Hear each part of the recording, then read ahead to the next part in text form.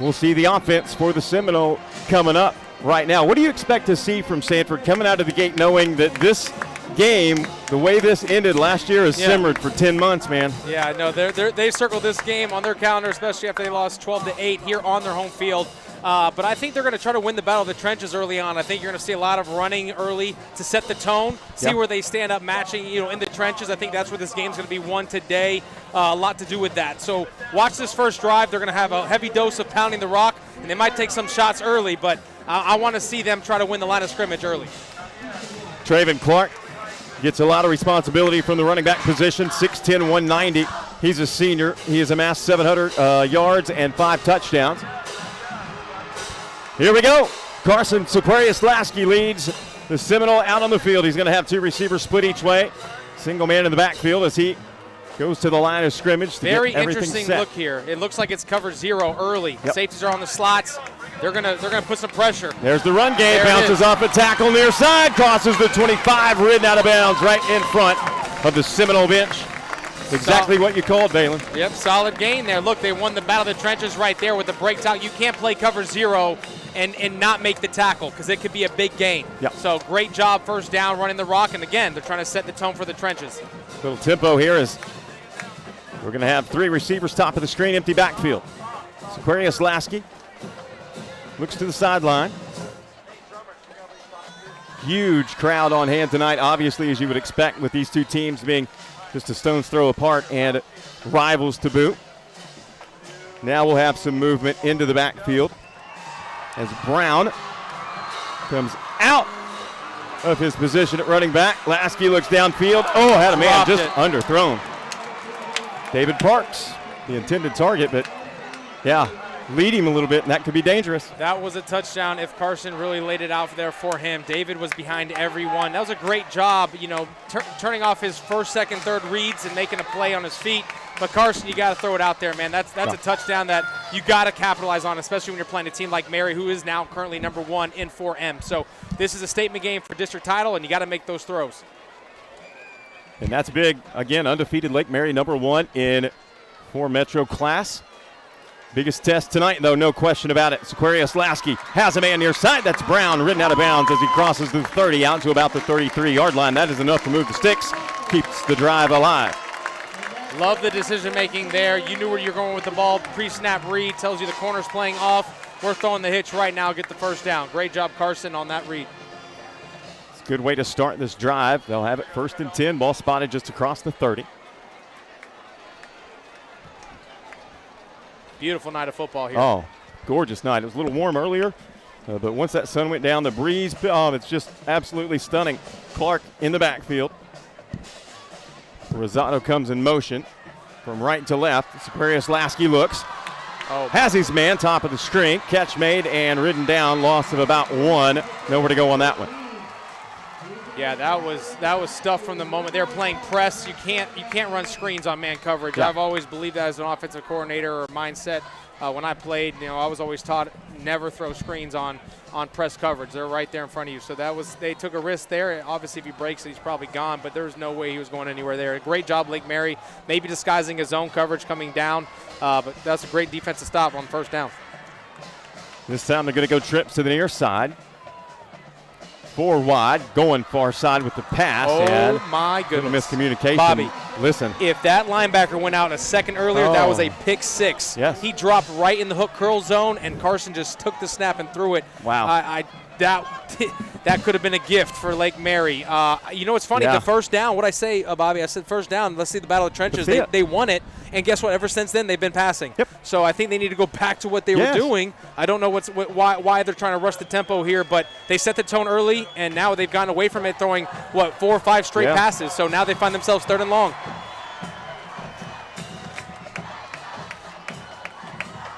They'll put Clark in the backfield again. Motion coming from the high side here as Sequarius-Lasky drops back, avoids the first wave of pressure, rolls near side, fires over the middle, has a man, and that's enough for the first down out across the 40 to the 42. Great job there executing that play after he got pushed out of the pocket and had to make a decision. That was phenomenal play by Carson. That was all Carson there, escaping the pocket, actually going up in the pocket and getting out of the pocket. turning his shoulders, throwing a cross-field throw. That's elite stuff, and that's why you see him committed to Penn, a Division I program. Absolutely right, and we talk about him and obviously Noah Grubbs on the other side, and the rest of this is you mentioned it, a great time to be a football fan in Central Florida if you like quarterbacks. There's so many good ones right now, and young. Squarius Lasky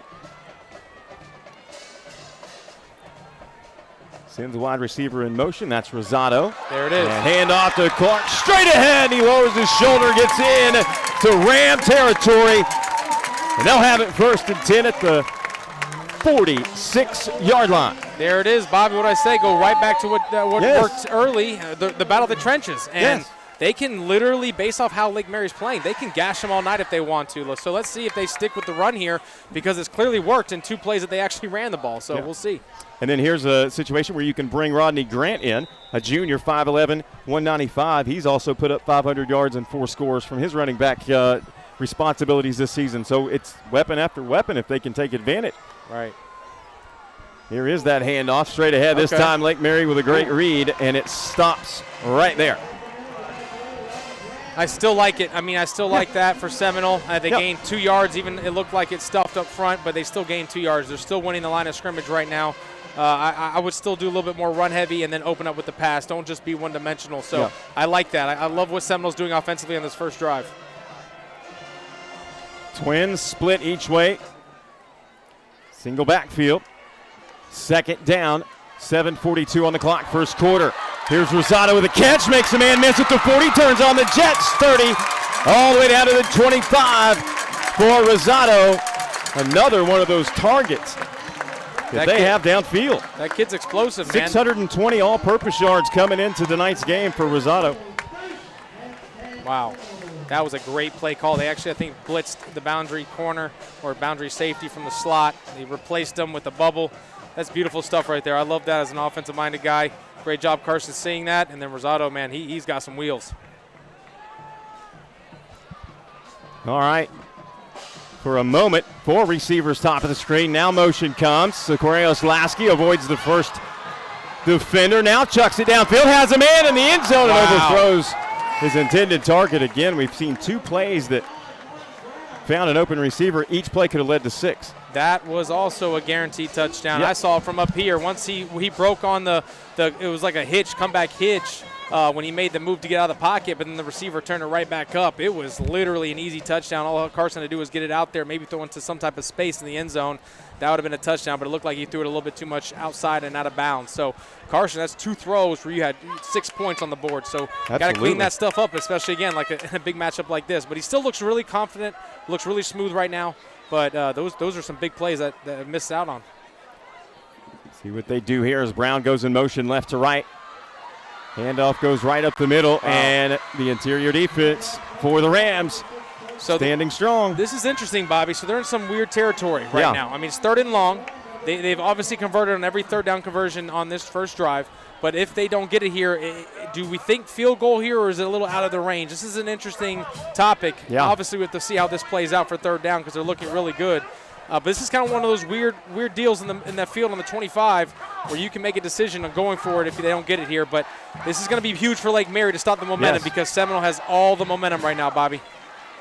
Yeah, they absolutely do. We'll see if we can see another defensive play from Jamin Peters, who was in on that last stop as Squarius Lasky fakes the pitch. Now he looks to throw. Hit as he releases it into trouble late. Oh, my goodness. We're all over it, and thankfully that fell to the ground for I saw the Mr. safety break on that, Bobby. I was like, pick 6 written all over it, and he dropped it. See what game-changing right there, too. No kidding. How many times are we going to see near pick sixes? So almost 2 pick sixes and almost 2 touchdowns. And we're halfway through the first quarter. Very interesting. So now what I say, look, they're going for it on 4th down. Yeah. 4th down, this is one of those areas on the field. Again, the field goal kicker, that's a pretty long shot. So let's see what happens here. If they don't get it here, all momentum goes to Lake Mary. But if they do, oh boy, this could set the tone. Clark in the backfield, trips top of the screen. Lasky looks over the top. Nice there it little pass and overthrows his intended target. Had him. Whoa. Sure did. Take a little bit off that. And again, Balin, another touchdown. Another touchdown. That was almost even easier from the standpoint of how comfortable Carson looked throwing that ball. He's just I think he's just amped up right now. This is a big game. Obviously, juices are flowing. He's feeling the game, looks really well, looks very comfortable, and he's just letting that thing go. Yeah. I mean, he is impressing us with the arm strength, I'm not going to lie, but you got to be accurate in this type of environment, in this type of game, because what we're about to see offensively for Lake Mary, you can't fall behind. Yeah. This will be a shootout more than what you would want from a defensive coordinator standpoint for Seminole. So now it's Noah's turn. Let's see how they respond. That was a big stop for Lake Mary, even though Seminole pretty much beat themselves. They did. It should have been touchdown, then touchdown. You said it. They had all the momentum, even with those near misses. They were driving the football and had it deep in Lake Mary territory. I mean, that's the way you want to start a game against the number 1 team in 4M. Right. You know? You got to capitalize, Bob. That's what I said. So remember this first drive later on. Yep. So now we get to see Noah Grubbs, the super sophomore. He has amassed nearly 2,700 yards, 38 touchdowns already through this campaign. And he has the number 1 team in 4M. That's the 4 Metro, largest division in Florida athletics. Here is a handoff to start things off for Lake Mary, and room to run right up the middle for the Rams. Ball comes out, but he's going to be marked down. Well, Isaiah Thomas gets things started from his position at running back with a big gain and a first down to get things moving. This is what I love about Lake Mary. They now have not become one-dimensional, but now they have a running game. He showed that against Apopka, 4 touchdowns. Also Mandarin, 3 touchdowns. He is showing the ability to run the ball. Now you have to respect the run game for Lake Mary, which then does what, Bobby? Opens up the pass game for Lake Mary. So, my goodness, what a great first play. Talk about the battle of the trenches. Lake Mary's up. There we go. Single man in the backfield. 2 receivers split each way. Keep an eye on number 10 and number 6. Great job. Several. That's a great defensive play on second down. 2-yard loss. And that's what you want to see. That's one of the standout defenders for Seminole, number 95, Preston Watson, 50 tackles on the year. He's a freak. 18 solo, committed to Duke. Yep. He's a good one. He's a freak. That's what he is. He's a special player. He's a generational talent. He is. And I know, talking to Lake Mary's offensive coordinator, they definitely game planned around 95. That's all I knew. 95. I mean, he's a Sunday player. Here's Grubbs. Takes the handoff, looking downfield. Fires off the back leg and has it out of the hands of Cook. And it is dropped. But my goodness, the accuracy to put that into the hands of Cook off his back leg under duress. So the first arm showcase we see is impressive. Wow. Good defense, though, to be there. Great defense. Covered up. Beautiful throw. But, my goodness, Logan had to those type of catches, you got to understand, you might take a shot. That safety's flying over there trying to cover ground. It was a great bang-bang play. Obviously, great play both ways. I think offensively, great shot. Defensively, great coverage. So this is interesting, man, but I love what we see here. Yes, both sides. No question about it. Twins each way. Here's Grubbs looking. Pressure comes. Able to avoid it. He's dangerous with his legs. Falls forward, gets the loss back, gets out across the 45 to about the 46. Listen, there's great downfield matchups too when you look at some of these. Damon Allen, 6'2", 190 defensive back. Where's number 24 for Seminole? He can get after a wide receiver downfield, and he's got some height to boot. There are some players on both sides. Bobby Hampton, Lake Mary's going for it on 4th down. Yes. On their side of the field. Okay, love this. Yep. He's going to punt. Smart. I like it. Smart. Yep. Especially when you got a great returner over there. Very safe. Keep him out. Keep the ball out of his hands, and that was a good job. But, man, I think that was the first time, catch me on record, I think that was the first time all year Lake Mary was stopped on their first drive or first possession of the game. So that's very impressive for Seminole. So, again, both ways, great job stopping. Again, Seminole misfired on 3 opportunities to score. Yep. Lake Mary had obviously the long pass that was dropped, but obviously great defense. So, man, this is football. There's been 2 plays that could have easily been pick sixes as opposed to incomplete passes. No, for sure. This is football, Bobby. This is the great. best. This is awesome, man. We are seeing probably a state championship. One of these guys, in my opinion, will represent Central Florida in the state title game. Yeah, I have no doubt. So here we go. Seminole with their second offensive possession. Here's Carson. Sequarius Lasky fires one to the top of the screen. Catch made. Short gain. I like the pace. He got the ball out of there quick. Bobby, I'm telling you, man, I want to see the trenches, man. Yeah, I love what I see offensive line-wise for Seminole. I mean, they're big, they're athletic. Man, they must see something on film that they like to pass the ball because, my goodness, they have a solid offensive line.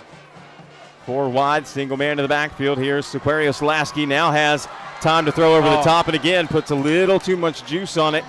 And I wonder if that first pass play, that short gain, wasn't just something to get him in rhythm, settled down. Yeah, but there it is again. I mean, another wide open receiver and throws out of bounds. So, man, I'm telling you, Lake Mary, you got to capitalize. That's all I got to say. I mean, Seminole, you have all the talent in the world. You hit those plays, you could be possibly already scratching on the door at 14-0. So, this is just football, man. I love this. That's why we love this game. I want to also mention that we're joined tonight by our third member of the broadcast crew down on the field. That'll be the one and only Dan LaForce. We'll be checking in with him throughout the broadcast as well to get his take on. Oh, my goodness, pick 6! Oh, that's 3. Oh, my goodness. That's 3. Balin, that is 3. That should be pick 6. Whoa. My goodness. I saw the safety again break on the out. I mean, you can't throw from the other side of the hash late or it can be dangerous. Yep. That's also an elite throw, though. Carson made it look very easy. It is. But you got to know where the safety's aligned because, my goodness, he broke on that. So fourth and 7. Yep. Bobby, it looks like a punt here, but whoa, that was. Yeah, that was so close, and they've all been like that. I mean, listen. And that's not somebody you want to throw to. That's Luke Perito, outside linebacker, 59 tackles on the year, 20 solo, 6 tackles for loss. He can play football. You know what I mean? Oh, yeah. He doesn't need any favors at all as Seminole is set to kick this one away. Lake Mary will send one player back deep. And once again, we want to tell you how grateful we are to be a part of this. This is our Orlando Health Cure All-Star Game of the Week. Lake Mary at Seminole. Also the Facts Now division of Tobacco-Free Florida. And also the Orlando Sports Foundation and their mission to bring teams together to find a cure for cancer. Return's going to be a short one. Forced out of bounds right around the 40. I think he hit out of bounds. They didn't call it. Did you see one come in? Penalty flag? No penalty. Okay. Man, so chess match here. It is. It's a chess match. Both teams. There is a penalty marker that's laying at about the 45. Okay. So we'll see what that's all game, about. But it's exactly what I thought. Based on how this is going, this game will come down to penalties and turnovers. Yeah. Because it seems like right now they're evenly matched. Again, Seminole could have capitalized on some big plays early. This is Lake Mary's second drive of the game, so let's see how they respond. And this would be huge to start with a 15-yard penalty here. Absolutely. Also want to thank Quick Cut and the Quick Cut Sports Network, able to bring you these broadcasts. Those guys do an incredible job, do a lot of technologically advanced highlights, clips, obviously broadcasting, and we're very happy to be partnered up with them for these games as well. So the penalty will. Oh, it looks like it was on Lake Mary. Yeah, it's going to bring them back a little bit farther. They'll start with the football. Do you know what they called? I did not see what they called. Holding. Okay. Holding. Okay, they're going to measure them off both ways, bring the football back to about the 34-yard line. And once again, I want to thank the Facts Now division of Tobacco-Free Florida, dedicated to exposing big tobacco's lies and giving the facts about tobacco and vaping. These high school athletes in these games exemplify healthy living and making a good choice of healthy habits. So actually, Bobby, they did get the personal foul late hit. So it was holding on Lake Mary, then personal foul on Seminole. So that's why they went back and then forward. There you go. 1st and 10, Lake Mary. So Noah Grubbs will start at about the 34. He'll have 3 receivers each way. Quick one near side. Catch made by Cook. Forces to the sideline. Able to get out across the 40. Gain of about 8. Man, I'll tell you what, this atmosphere here is unbelievable. I'm looking over here at the student section. I mean, this is wild. Yeah. This is what high school football should be like every Friday night. That's what you want to see. Certainly with 2 teams of this caliber being rivals to boot, that just makes it even more fun. And this will bring up a 2nd and short for the Rams, coming into this contest undefeated. The last time these 2 teams faced off was in the playoffs last year, where Lake Mary defeated Seminole right here on this very field, 12-8. That's been stewing for about a year, let me tell you. Here's Grubbs, drops back, pressure comes. Oh, my goodness. Launches it over the middle and overthrows his intended target downfield. He was looking for Carson Henshaw. Henshaw has put up 44 catches, 853 yards, and 16 touchdowns, 883 all-purpose yards. Yeah, he has almost half of Noah's touchdowns. It's incredible. This kid is a phenomenal freak talent. And I'll tell you, it does help when you're in a football family. His dad was an All-American in college. His uncle is the offensive coordinator at UCF, and Darren Henshaw. So there's a lot of football in that family. So I know that he's got an opportunity to play at UCF next year. He wants to actually go to the place that gave me the opportunity, USF. I'm kind of in the works helping him out there. But he's a special talent. Look for him to have some big plays in this game. Sure. 3rd and short. Grubbs takes his time. Harshbarger comes in motion, handoff. Beautiful play. play. It's going to come to the Touchdown. near side to Thomas. He's gone. Turns on the Jets. That's 6. That goodbye. Touchdown, wow. Isaiah Thomas. What a burst. Wow. Great play call by the offensive coordinator, Coach Donnelly. My goodness, he wrapped around two people, the tackle and the guard, going misdirection with the motion. Had nobody over there besides the corner. And great blocking by the receiver at the bottom. Kiss that goodbye untouched. He is the difference maker. I told you, Lake Mary was one-dimensional early. They found a running game. That was huge, and you never see that against Seminole. No, you really don't. 57 yards to the house for Mr. Isaiah Thomas. Gives the Rams the 6-0 lead, extra point pending. And it'll be Luke Shale to send it through. Shale, 42 of 43 on the season, point after attempts. Interestingly enough, 0 of 1 from field goals because they score so many touchdowns. Here's Shale, the left foot, puts it through. And our score, Lake Mary 7. Oh, boy. Seminole 0, Balin. This is not what you want for Seminole. They need to respond right here. Got to respond. They have to. Yep. Because, again, they should be up right now. Just call a spade a spade. Bias, unbiased. Seminole should be up right now. And they're shooting themselves in the foot. And Lake Mary has made really no mistakes other than a drop ball, but that was a great play by the safety. So you don't want to get in a shootout with Lake Mary. I'll tell you that based off what we've seen this season. Now, to Seminole's credit, other than maybe Mandarin's defense, who's loaded with Power 5 talent. Obviously, last week Apopka's loaded with talent. They're kind of down with injuries. Seminole is the best team that Lake Mary's faced this year. So they haven't seen a team like this, the caliber of defense and speed that Seminole has. And that drive looked really nice for them. So interesting response there. Now we got to see what Seminole does to respond to that 55-yard touchdown. Rosado is going to be back deep to receive for Seminole. He'll be joined by Juan Burchall.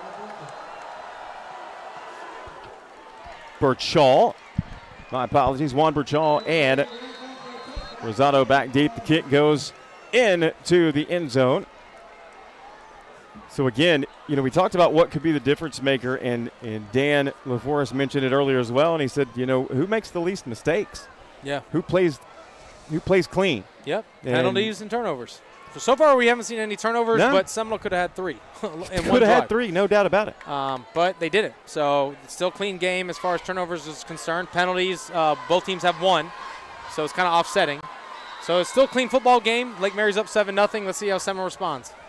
This is a big opportunity here. 1st and 10 for Carson, Sequarius Lasky, and Seminole. He'll have 2 men in the backfield with him. Handoff goes right up the middle, and Lake Mary's that interior front has been pretty solid tonight so far in this very young contest. And a big part of that's number 54, Jamin Peters. I mentioned him earlier. 6'2", 240 senior defensive end, and he looks the part. Yeah. I mean, I'm going to tell you what, I'm impressed right now with Lake Mary's front. I'm looking over here, and I'm seeing the size that Seminole has, and these guys are men. They are. I still think they can still win the battle of the trenches here, but Lake Mary's putting up a fight.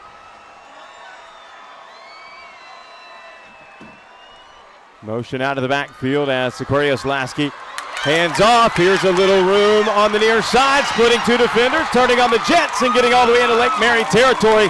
That's exactly what they needed. Seminole with a response by Traven Clark, and they've got to keep that going right now. Yeah, that was big time for Seminole. I mean, honestly, if he breaks that tackle, you call that a house call. So, sure. Man, that kid exploded, and you can't miss that tackle from the linebacker position. He had a good angle. This kid has too much speed. So, great job, Seminole. Again, battle the trenches. There we go, Seminole. Let's see if we keep it rolling. Single receiver Brown's going to line up top of the screen. Again, 2 running backs in the ball game. Oh, nice little move. Ooh. But an ankle grab tackle made, a great tackle made actually by Jack Lorenz. Stopping any more progress from Rodney Grant. We saw a good carry from Grant earlier in the game. He'll line up in the backfield once again. He'll be joined by Traven Clark.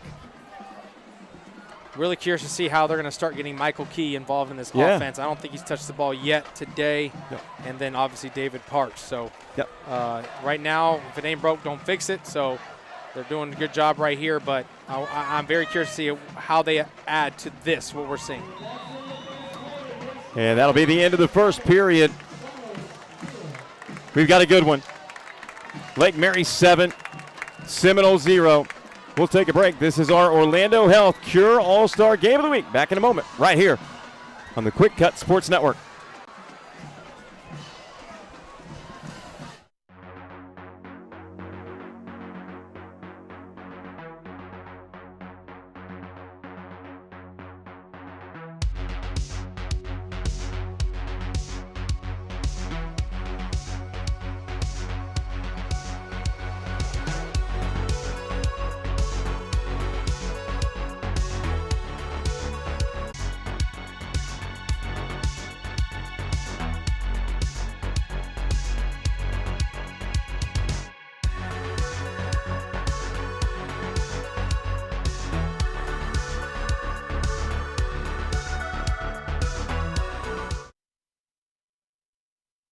And we'll go back into the Orlando Health Cure All-Star Game of the Week.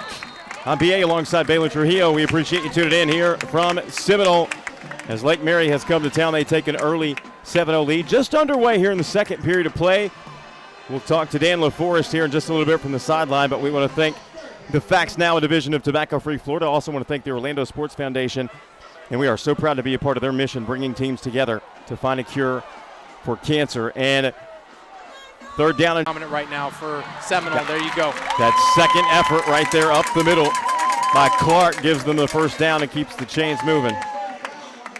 And you said that's exactly what you wanted to see. Yeah.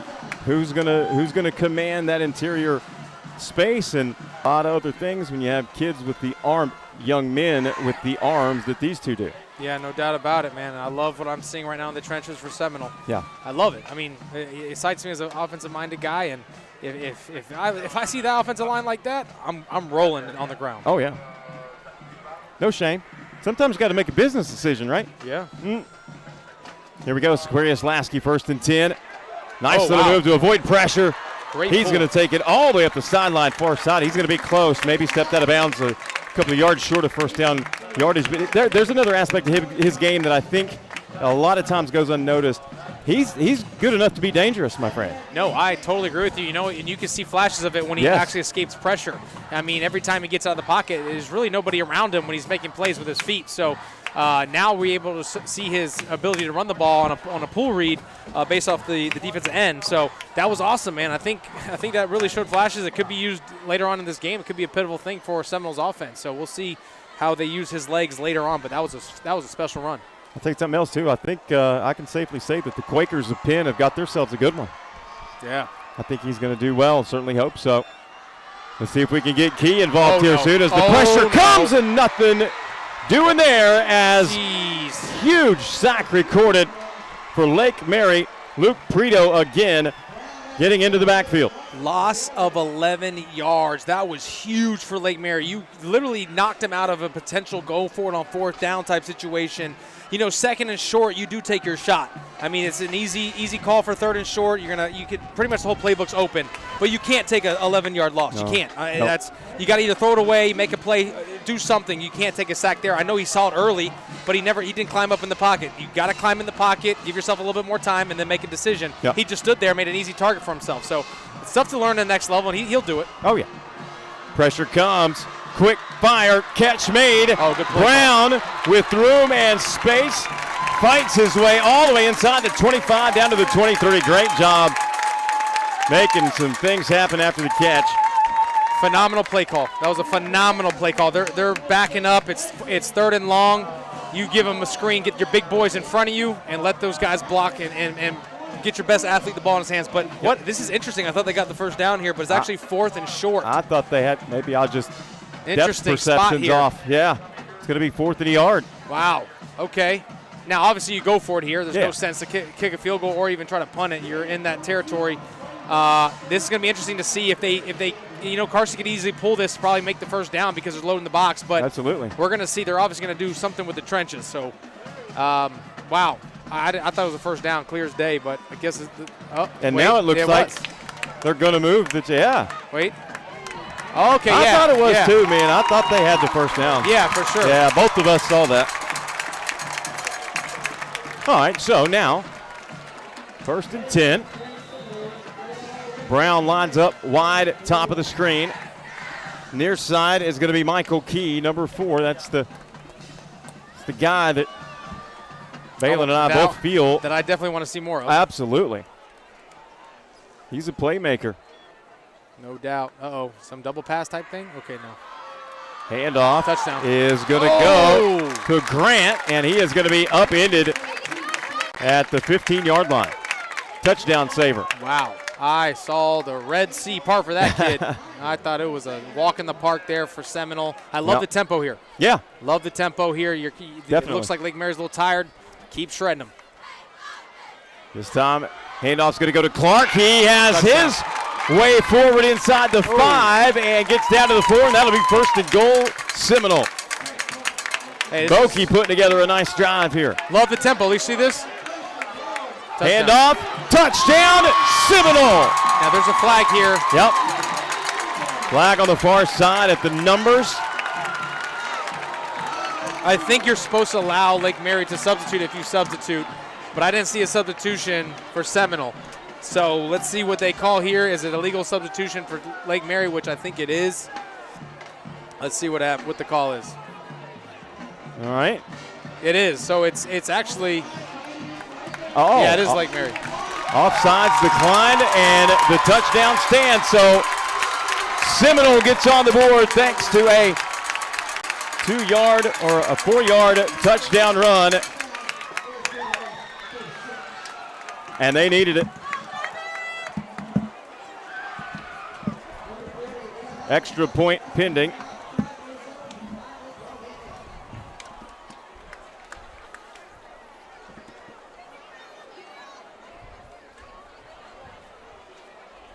As we look out at the press box here, Balin mentioned it a few minutes ago. This crowd is just incredible.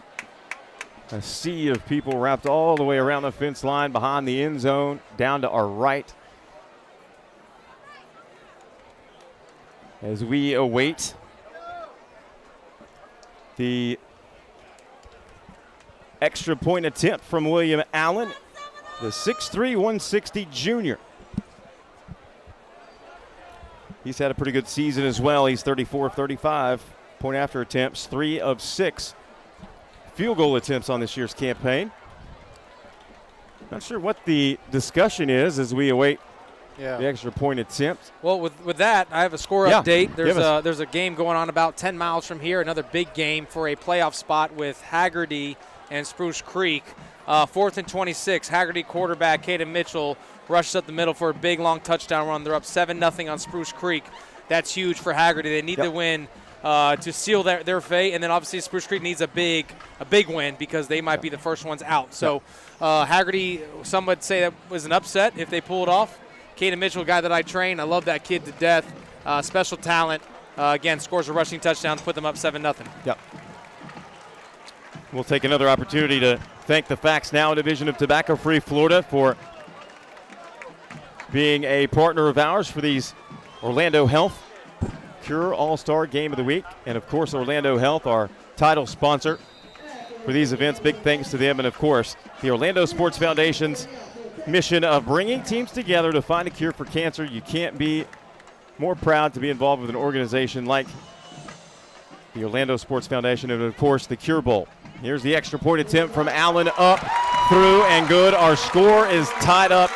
Lake Mary 7, Seminole 7. We'll take a break. Back in a moment, right here on the Quick Cut Sports Network.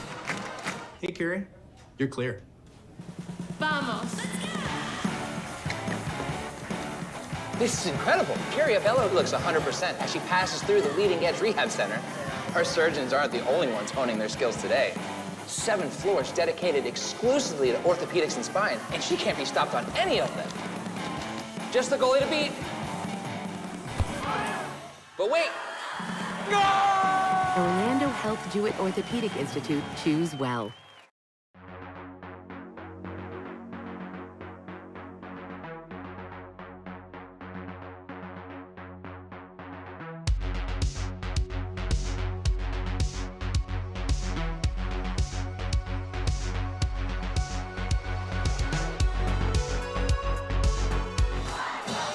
And welcome back in.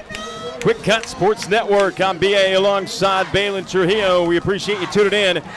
Also, Dan LaForce will be joining us shortly down on the sideline as Seminole answers to tie this game at 7.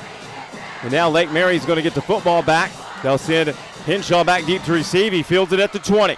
Working up the far side, spins away from pressure, finally brought down about the 33-yard line. So that's where Grubbs will take over 1st and 10 on Lake Mary's 3rd possession of the contest. Yeah, great response by Seminole. Again, not too many times you'll find Seminole down in any type of football game, so I love how they respond to adversity. They always rise to the occasion, so they're not the ones to really panic when they're down. I think that's what I'm interested to see at this game for Lake Mary. They haven't been down all year besides maybe a 1-point, I think, deficit at halftime against Oviedo, and then they end up winning that game in a blowout fashion. But I want to see how Lake Mary responds. But so far this game looks pretty dead even, and it might just go back and forth. So we'll see how Lake Mary responds.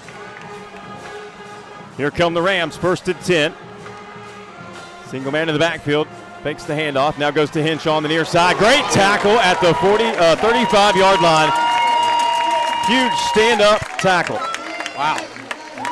Again, another one of those secondary players coming in. That's Corey Smith. 60 tackles on the season, 5'8", 160, a senior, free safety, strong safety. Wow, and speaking of senior, it is senior night tonight. Yes, it is. For Seminole. You talk about motivation. A lot of people don't want to lose their senior night game. It's almost like the homecoming game for the seniors. Your last hoorah. This is the last game for Seminole this season before the playoffs. They do things kind of different. They had their bye week the last week, so great job to him. 7:29 to play in the first half. Grubbs fires over the middle. Wow. Has a man. Perfect throw. Perfect catch made by Caden Harshbarger. Guys, all the way down to the Seminole 26. Don't want to sound biased. Did you see that throw? Yeah, that was pretty. I mean, that was pretty. That's beautiful. He's a sophomore, guys. Yeah. He's a sophomore. It just blows my mind. He has the NFL look and arm. 2 receivers each way. Single man to the backfield will be Thomas. He'll get the carry. Falls forward down to about the 25. You know what, Bobby? I'm surprised at myself because I did some homework on this game. Obviously, I've been following Lake Mary all year. Their trenches are pretty good on the offensive line. Noah's only been hit one time all year, and that was Evans. That's it. Every game he's had this year, his jersey looks like it is in warm-ups. Never put it on. So, you know, we don't give them much credit. No, we don't. Their That's left tackle's committed to Vanderbilt. He was first-team All-District as well. That offensive line is pretty good. So this is awesome, man. This is what football should be about. Here's Grubbs, drops back, pressure comes, fires, and there's a flag coming in late. Yeah. That'll be pass interference. He tripped him up, I saw it. He was breaking on the corner route. Good anticipation by Noah on the throw, which caused the ref to see the penalty, because if he held on to it a little bit longer, he might have missed it. But it happened right in front of the ref, and that will be a pass interference on Seminole. So some of those guys you just talked about, 79's out there. Nolan Bajgeier, 6'3", 285. 77, Dominic Sorrentino, 6'5", 275. Josh Raymond, 6'4", 290. Yeah, that's a pretty good wall there for the Rams to put up to give some protection to Noah Grubbs. A lot of experience, too. Yes, indeed. That is a senior and junior heavy offensive line. So this is very comfortable for Noah. Obviously, we've seen it all year. So for him to only be hit one time in 8 games, I don't care who you're playing or the competition, that's quite impressive. So great job to the offensive line at Lake Mary. Here we go, 5 wide for the Rams. 3 to Grubb's left, 2 top of the screen. First and goal. I'd call quarterback draw here. Funny, but I would have. Looks to throw, pumps, now touchdown. The second sack this season. We just talked about it. Yep. We just witnessed it. He's going to be brought down for a loss back at around the 19. That was big time. Yeah. Big time for Seminole. And it was not first and goal, by the way. That is my bad. They can't get a first down inside the 3. Yes. I didn't like the look over there. They had four DBs over 3 receivers. Usually I'm checking that off. There was nobody in the middle of the field. That's why I made a kind of a little joke there about a quarterback draw. Yeah. But interesting there. See what they call on second and long here.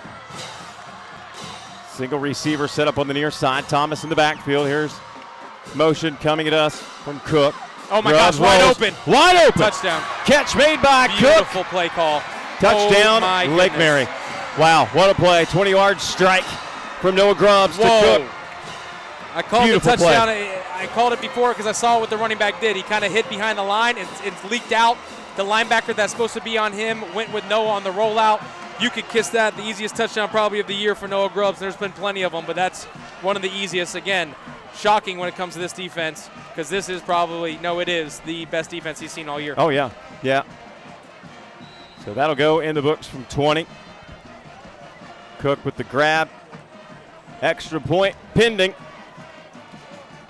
Well, we talked about the response, and you just saw it. There it is. You can't I help but be want to impressed. give a shout out to John Santucci. He's the USA Today coverage guy. He's a big time guy when it comes to recruiting and covering the best games, and he's here tonight on the field. And one thing he told the head coach, Coach Calhoun, before the game, he said, I already know you're game planning for 2 guys. Noah Grubbs and the offensive coordinator. Yeah. That was a phenomenal play call there. Donnelly doesn't get a lot of credit. If you see the numbers again statistically, he's as a coordinator, obviously with a quarterback like Noah Grubbs, it helps. But my goodness, what a great play call in a situation like that where it seemed like with the big sack, which again the second of all year, that was all momentum with Seminole. So great response. Now it's Seminole's turn to respond. But like we just mentioned before, it's going to be a back and forth game. But based on what I've seen all year with Lake Mary, you don't want to be in these type of games because it can get ugly. Yeah, and, I've been impressed. Obviously, this is the first time I've seen them in person, and their ability to score quick. You know what I mean? One play was quick. 40 yards, one play. Yeah, they can do it in a hurry. And listen, Seminole's perfectly capable of doing it, too. Oh, easily. Oh, 100%. We saw on their first drive. Absolutely. 3 touchdowns that could have went 50-plus. Yep. Rosado is going to go back deep to receive again. He'll be joined by Juan Burchall. Pooch kick here. Going to be fielded at the 20-yard line. And the return is going to go for about 10 yards. And that's where Seminole will get it back, 1st and 10, and now it's going to be their turn to continue to put drives together and get on the scoreboard. They did a wonderful job on their last possession that ended in a 4-yard touchdown run by Clark to tie this game at 7. Then we saw the answer just a moment ago from Lake Mary, capped off by a 20-yard strike from Noah Grubbs to Cook. And now Carson Sequarios-Lasky will bring his troops back out on the field. And again, you got to put together a clean drive here. You got 5:10 to play going into halftime, Baylor. Yeah, this is big because guess who gets the ball after halftime? Yeah. Lake Mary. So you got to score on this drive. You got to keep it respectably close or you can't find yourself down 2 scores. 2 men in the backfield. Handoff's going to go to Clark. Wow. And great he is met play. immediately. No gain on the play. Just a great read there from the defensive line for the Rams. I just hope we don't see the same Seminole offense I saw when I was at the Cocoa game. They went vanilla. It was just no creativity. I was there for that one as well, and they looked shell-shocked. Shocked. I was shocked. I'm like, wow, this is really Seminole's explosive offense. It just looked very vanilla, and, obviously Cocoa's a phenomenal football team. But I want to see some creativity. They have so much talent on this football team.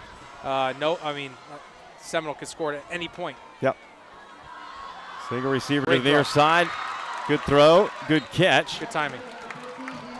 Catch made by Jack Lorenz. People forget. I mean, Carson is a Division I quarterback. Absolutely. He's committed to Penn. Yes. As an Ivy League, you don't just go there by chance. Has a 4.75 GPA, Oh my by the gosh, way. Crazy. That's always impressive. You know, people might overlook this for the Noah show for Lake Mary, but Carson is a elite talent Yes, at he is. quarterback. He'll have 2 men in the backfield joining him now. Take Fires it near side. Catch made by Key.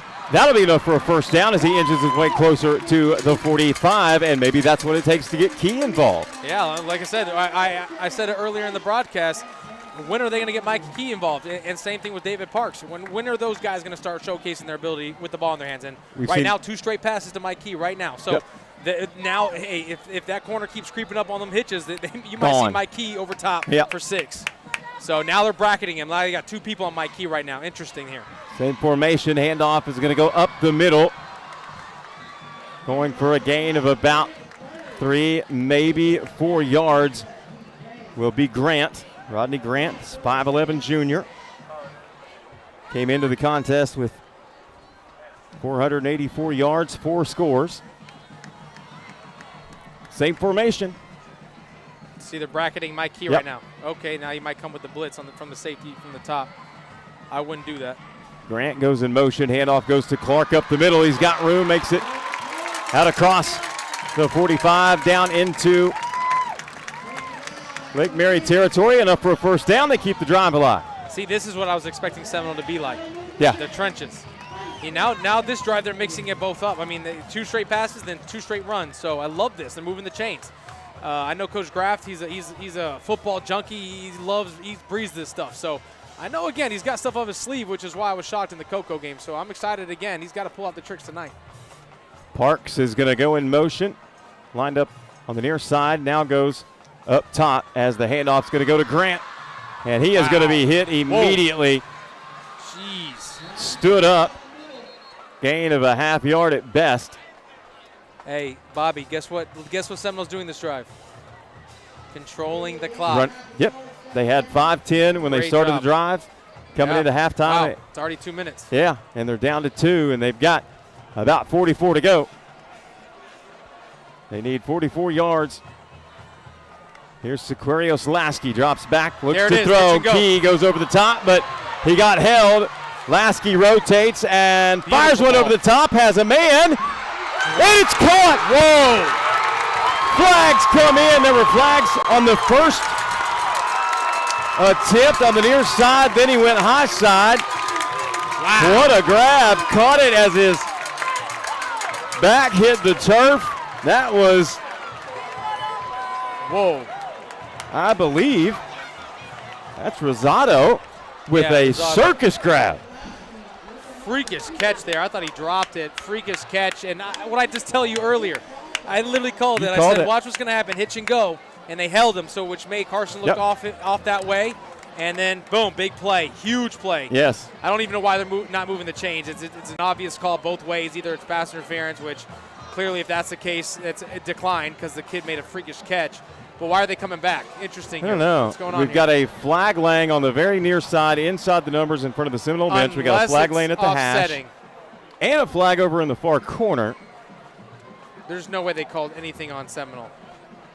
Yeah, here comes the ball. Way up here. Yep, there we go. Yeah. There's going to be a hold. Penalty is declined. Pass interference declined. Result of the play. The ball should be on the 3-yard line. Yep, it is. Result of the play. First and goal. Wow. What a grab, Balin. Tipped in the air. He landed on his back and was able to bring it in. Unbelievable. Rosado with a huge grab, setting up first and goal here for Seminole. It's going to be Key lined up near side, but whistles blow and a timeout is called. You're clear. Vamos. This is incredible. Carrie Abello looks 100% as she passes through the leading edge rehab center. Our surgeons aren't the only ones honing their skills today. 7 floors dedicated exclusively to orthopedics and spine, and she can't be stopped on any of them. Just the goalie to beat. But wait! Orlando Health Jewett Orthopedic Institute. Choose well.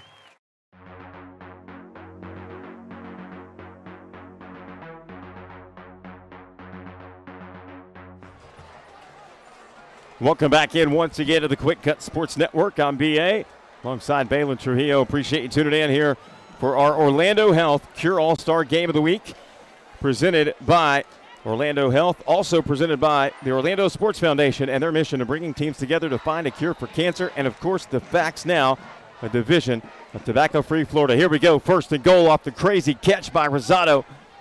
Sequarios Lasky will have trips to the right. It's going to be a keeper. Tries to cut up the middle, but it's going to be read and snuffed out by the Lake Mary defense. Second and goal.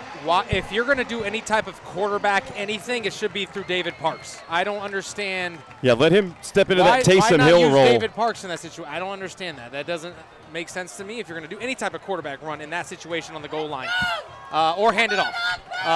Now they just lost a yard on that. It's going to be interesting to see what they do because now the clock is running. Absolutely. Now you're about to be under a minute. So, and they've already used a couple timeouts. So we'll see how this plays out here. Here we go. Grant goes in motion. Handoff's going to go to Clark. Bounces left. No, it's a keeper. Sequarios Lasky walks in for the touchdown. Everybody, including myself, thought Clark skipped into the end zone, but oh no, what a fake. And what a decision by Carson Sequarios Lasky. Wow, he fooled me. Yep.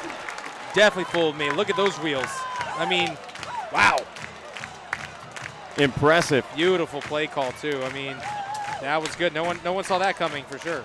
I mean, not only did they need an answer, but they needed that long sustained drive. They were gifted a pass interference, legitimate pass interference that got them at a first and goal. They made the most of it, Balin, and that's exactly what we've talked about. Both of these teams doing an incredible job of responding to a little adversity tonight. I guess if Clemson had Carson last week, they have a chance to beat Miami. I don't see why not. Klubnik, or whatever his name is, he couldn't get the corner. Struggle bus. On that quarterback RPO, which now wasn't an RPO technically. So 14-14 after the extra point. Wow, good response. Wow, Now there's no time really. I think if Lake Mary's smart, I wouldn't force anything here. Just go to halftime tied up. I think that would be the smart thing here. But again, we see Lake Mary can score within a couple seconds. So absolutely. We'll see how they play this. But you got to be smart, especially with a team like Seminole. And you get the ball coming out of the half. Yeah. So Lake Mary drops all their dangerous speedsters to the back. Hinshaw back there. Thomas back there. Friedman back there, who haven't called his name too much tonight. They haven't really gone to Friedman much, and that's another player, especially for the Rams, one of those wide receivers that I'm surprised we haven't called his name yet. Speaking of him, what about Carson Harshberger? I know. Haven't said his name at all either. I know, 6 foot. That kid senior wide receiver. UNC commit for I'm telling lacrosse. Yeah, kid's a special talent. Lacrosse, folks, UNC. Number 1 in the country. Number 1. Uh-oh. Here we go. Hinshaw with the Gosh, he's explosive. return. He is, isn't he? He is deceivingly explosive. Wow. People look at his size. He's a little undersized, skinny kid. No, that kid's explosive. He could take a hit. He really can. He's a special talent. He got an incredibly quick first step. So, no grubs.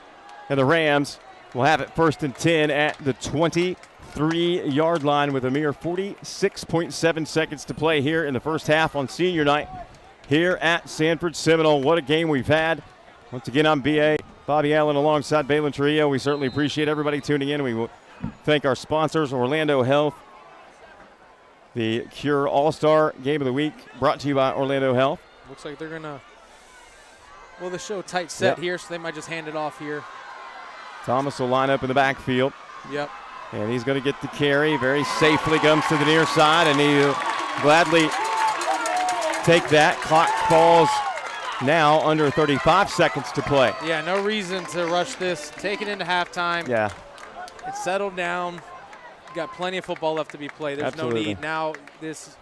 It would be like Miami not taking a knee. Yes. When Georgia Great Tech point. has no timeouts if they did something crazy right here. Great just point. go into halftime. Miami, just take your smart. dang knee Be smart. and get through it.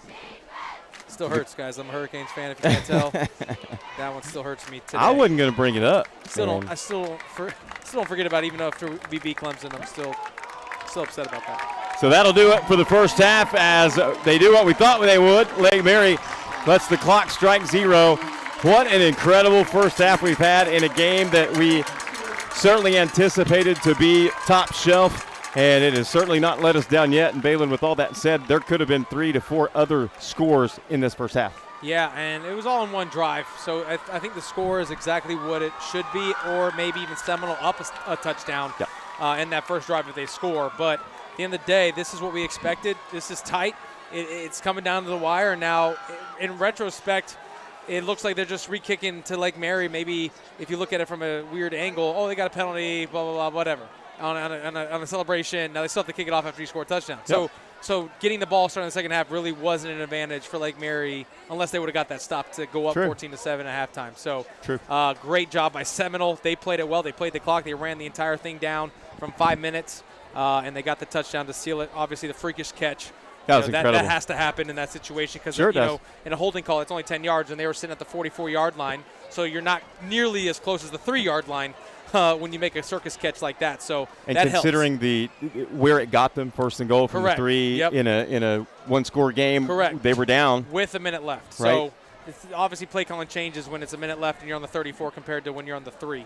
So good point. And then Carson obviously walks into the end zone, which no one saw coming because everybody crashed. But at the end of the day, we have a 14-all ball game, Bobby, and this is what it's about. Couldn't ask for anything more. And there's so much more to come as we're going to take a break here as the bands will perform during halftime.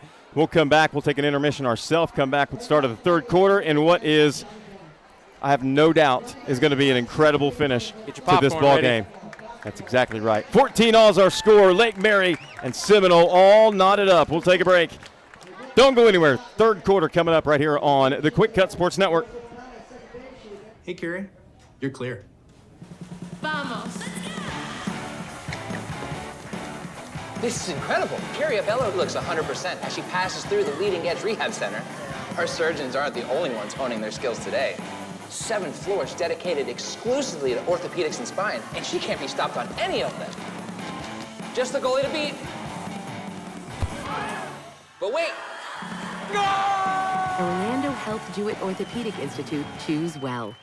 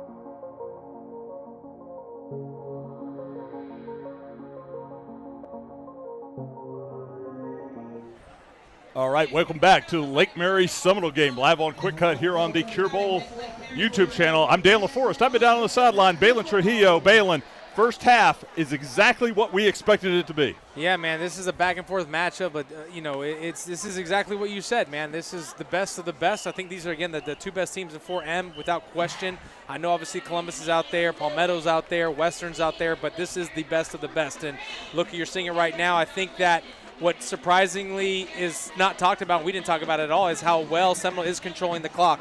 I'm thinking about now, Lake Mary only had 3 possessions, and they scored on 2 of them. So they're doing a great job with controlling the clock and matching blow for blow right now, which is why it's 14-all. You and I talked about it on the Central Florida High School Scoreboard Show. We've talked about it all week long. This game was going to be about who commits less penalties and less turnovers. And I think both teams have been very disciplined here in the first half. Yeah, very disciplined. And like you said, it's 2-1 right now. It's 2-1. Lake Mary has more penalties on 2. Obviously, we had the holding call and then the pass interference at the end there. The only blemish penalty-wise for Seminole was a late hit on the kickoff, which ended up being really nothing because Lake Mary had the holding call as well. But, this is the best of the best. And now we're seeing great coaching on both sides, getting these kids prepared mentally and physically for this football game. And, I love what I'm seeing, Dan. No, absolutely. And, I heard you and Bobby Allen talking about during the game, this is a chess match. And I'm actually really impressed with the offensive and defensive game plans for both programs. Yeah. It seems like they were feeling each other out the first quarter, right? That we saw, Lake Mary, they broke it with a big run. You saw Seminole, very balanced attack. I know we were supposed to have a hot, me down on the sideline, having sideline reports. We're having some technical issues. We got some new equipment, still trying to get figured out. But, I tell you what, this is, and look at the environment here. Once again, we're here in Bokie, but for this game, we do it every year. And it's sold out. You got people trying to get in through the gates. Yeah. You have NFL stars Gabe Davis here. Yeah. This is the game every year. How many high school games have we been to this year where we have people outside waiting to get in? None. Even last week's game, the Lake Mary Pop game had a feel of it, but it was nothing like what we see here. Me and you, Dan, had to have VIP parking just to get into this thing without really getting caught up in all this craziness because this game was sold out by 8 o'clock this morning. You couldn't even buy a ticket to this matchup. So this is what high school football should be about. This is when it comes to strength of schedule. This is why you schedule games like this. And of course, being in the district, you can't run from each other. But at the end of the day, this is why high school football gets so much love because of moments and games like this. The media that's here. We have it's TV everyone. outlets, 2, 6, 9, 35 USA here. Today. John Santucci, USA Today. Hassani Harper comes up from Polk County. Big Hits is here today, too. Big Hits is here today. Yeah. So, this is the game to be at. And, when we start talking community, Lake Mary, Seminole, very close in proximity. This is a rivalry game no matter what anybody says. It's the one that's circled every year. And right now, we're seeing the best of the best playing right now. And 100%. The talent on the field is unbelievable. Let's talk about the second half. What does each team have to do to take control of this game? Honestly, I think both teams are in a situation where they're both doing what they want. I think Lake Mary, as we saw their last drive, they're taking deep shots now and connecting on them, which led to an easy touchdown throw by Noah Grubbs. And then on the other side, like you just said, which is perfectly announced, balanced attack. I think with a mix of run and pass for Seminole, they're controlling the clock and they're getting points. You're doing that, you're putting yourself in a good situation with a team that's averaging over 42 points a game. That's unrealistic. That's crazy numbers, and now it's 14-all in this matchup. So I think it's just going to come down to who gets more stops in the second half, or even the turnover battle. Right now, nobody's had a turnover. We saw Seminole could have thrown 3 interceptions that could have won for touchdowns, and on the flip side, they could have 3 touchdowns. Completely overthrown balls in the end zone, one out of bounds. That could have been a touchdown. So, it's just such an evenly matched game right now. I just feel like the only way we're going to really see a defining person or team take over is who is not going to score on their drive, and if that happens, you're going to start to fall away real quickly. So both teams are in the locker room right now. If you're Coach Calhoun for the Seminoles, what do you tell your team coming out here in the second half? Play within yourselves. Don't make this moment bigger than what it is, because you technically are the better football team on paper. This is your senior night. Go out, perform like you've been doing, control what you can control, and stay fundamentally sound. Stick to what you know because you're already talented. You do that, you're probably ending up on the winning side of this game. I don't disagree, and if I'm Coach Scott Perry for Lake Mary Rams, what I'm telling my team is play the way you've played all season. Play with the consistency, with the fire, the confidence that you guys have had all season long. Run the plays that are called. everything is set up. And I like what you and Bobby Allen were talking about in the first half. This is a chess match. And when you're playing chess, it comes down to who blinks first, who makes that first mistake. And right now, very evenly matched. Like I said, 2-1 on penalties. Yeah. We expected a little bit more out of both teams in the intensity of this game. I expected it from a standpoint of physicality from Seminole. They're a very aggressive football team. They want to get in your psyche early, play the mental game with you, talk a lot of noise, get under your skin to where you now get out of your character. But we haven't seen that. There was a couple times where they tried to draw them off sides, and Lake Mary stayed to who they were. Maybe a little jump here and there, but they got right back, and there was no penalty called. So this game is so intriguing because of the fact that there's not really many penalties. And I love it. I love it, Dan. It's just amazing to see. Honestly. We talked to Coach Carl Calhoun for Seminole before the game, and he said, basically we know what we have to do. And part of that was trying to confuse Noah Grubbs with the defensive fronts and secondary coverages. How has Seminole done that? I heard you call it on there. Noah hasn't been touched, but really one sack this season. Yeah. As soon as you said that, Seminole had a sack that next play. Yep. So I think, again, going back to, we talked to Adam Donnelly before the game. It was, again, guys, we're not going to do anything different. We're going to do exactly what we've done all season long. And we've seen that consistency in what these two coaches said. Yeah, I think that Seminole on the first drive really confused them, and it got into the scheme maybe a little bit. I know that I talked to Donnelly earlier this week, and he told me some of the plays that he might have called early. He didn't actually call those plays. So it's interesting to see. I guess, they were fooled a little bit. But then you saw the last two drives after that. Touchdown. Obviously, the big 55-yard run. I didn't see that coming. They kind of misdirected with the motion. See you later, alligator, whatever, untouched. Isaiah Thomas, 55 yards. And then the next drive, they went right back to what they do, right? They're going to attack the middle of the field. If you get a guy one-on-one in space, Noah's going to put it on a rope, and if he catches it, it's going to be a big play. And sure enough, 40 yards. He got the sack the next play, though. Seminole responded, but then what happened? Touchdown very next play. So if like you said, if both teams can just stay true to who they are, I don't want to say overtime, whatever, but you're going to see some shenanigans at this end of the game that might be crazy, epic, talked about game for the next 10, 12 years. Maybe they're going to tell their kids one day about this game. So that's what it's shaping up to be, Dan. Balin on the show on Wednesday night, we had Larry Bluestein on. He felt like the line of scrimmage was going to be very critical in this game. Yeah. I think right now you've got to give a lot of credit to both offensive lines for Seminole and Lake Mary. We mentioned that in the broadcast earlier throughout the game. I saw early Seminole control the line. The first play of the game, went for 8 yards on a rush. So I was like, okay, the tempo's set.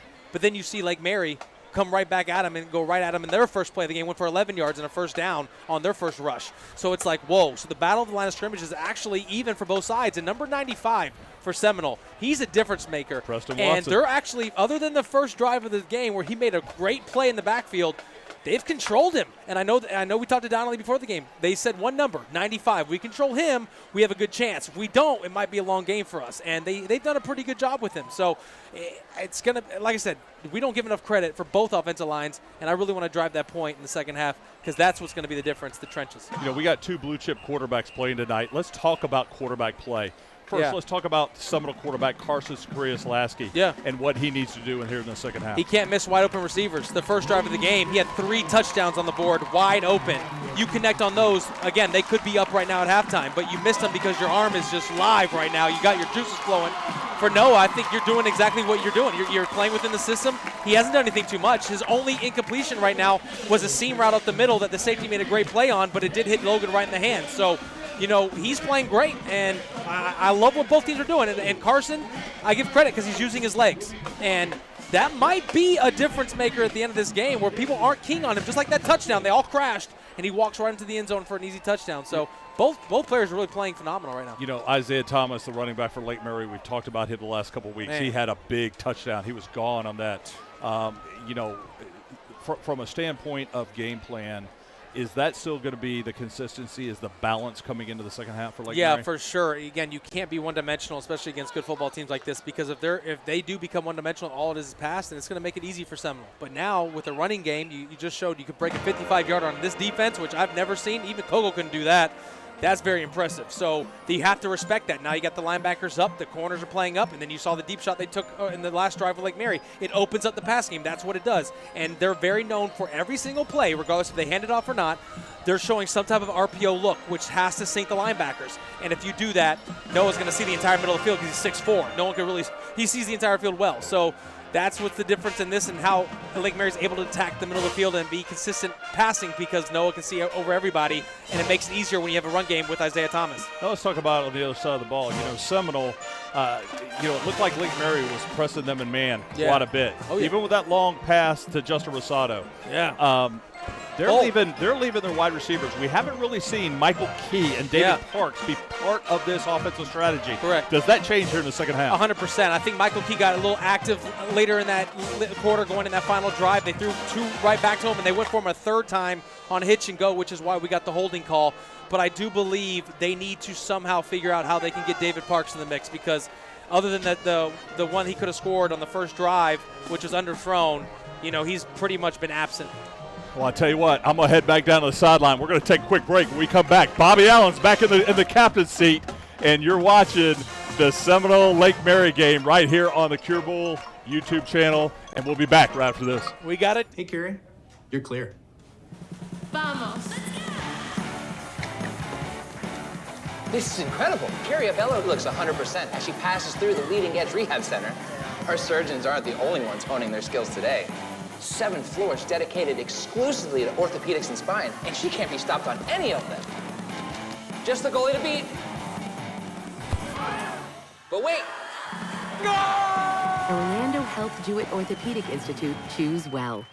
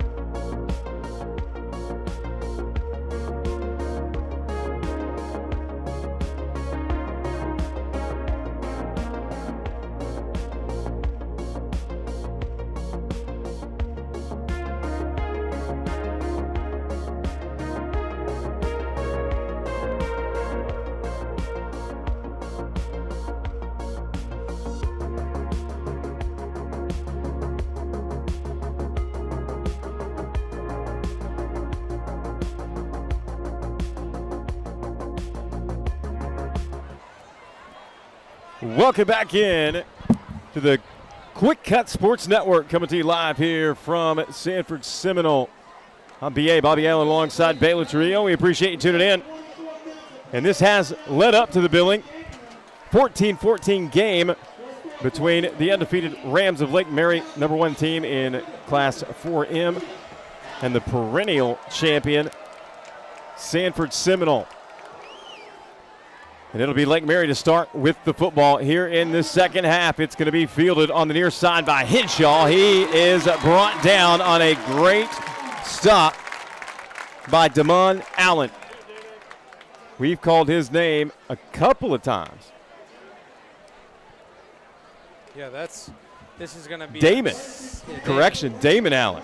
This is going to be exciting. He's second legit. half. Yeah. Oh, yeah. He came to play. We talked about him earlier and his ability out of the defensive backfield to make plays, and you saw it there on special teams on the return. Henshaw unable to go anywhere, but now we get to see Noah Grubbs.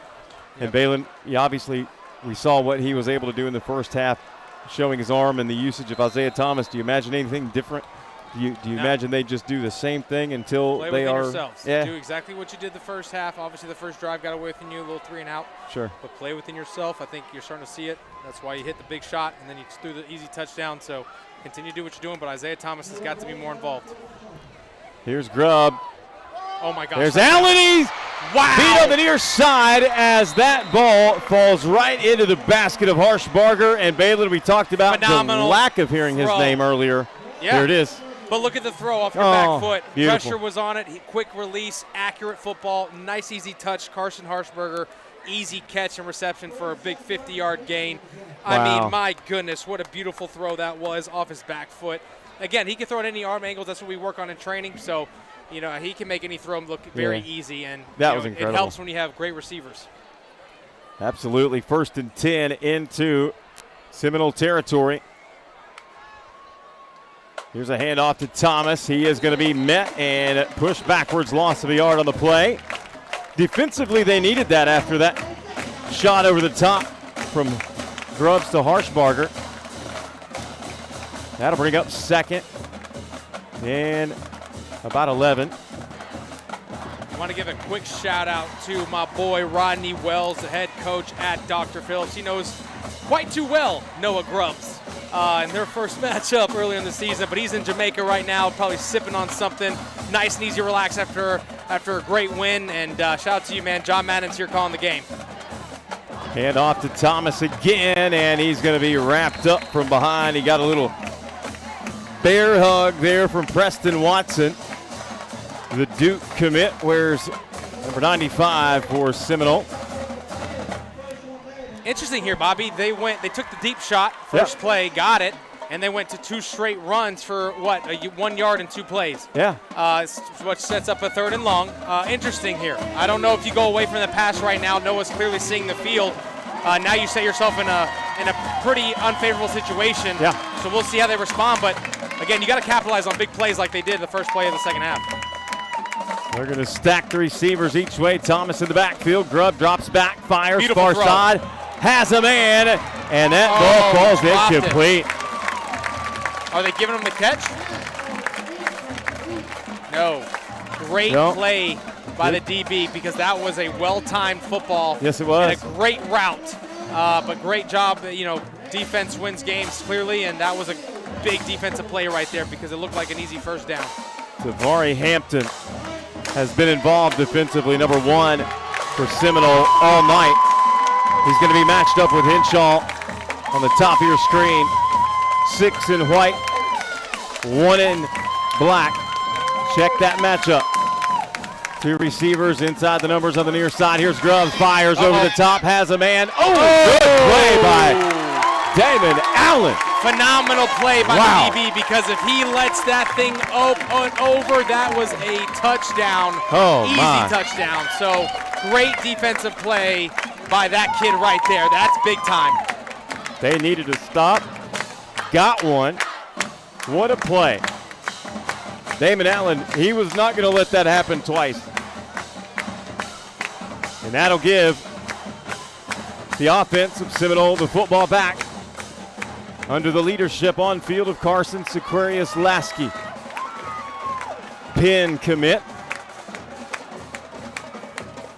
We'll see if they do anything early to get Michael Key involved. He wears number 4.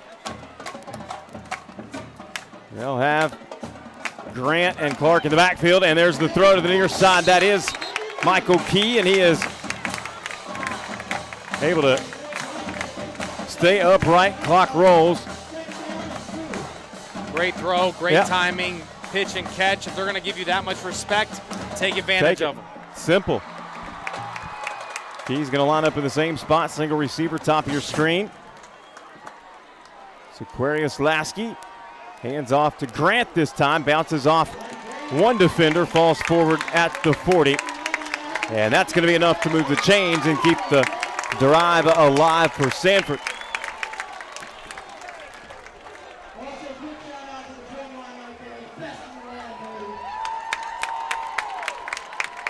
Seminole able to shut down Lake Mary on the first possession here of this third quarter in a close matchup, and now they have an opportunity. They've answered the call every time tonight. What they can do here. That was a huge first contact hit. 31. He was met by Eli Straker, and that's another name we haven't mentioned much tonight. 49 tackles on the season, 11 solo, 5'8" junior linebacker for Lake Mary.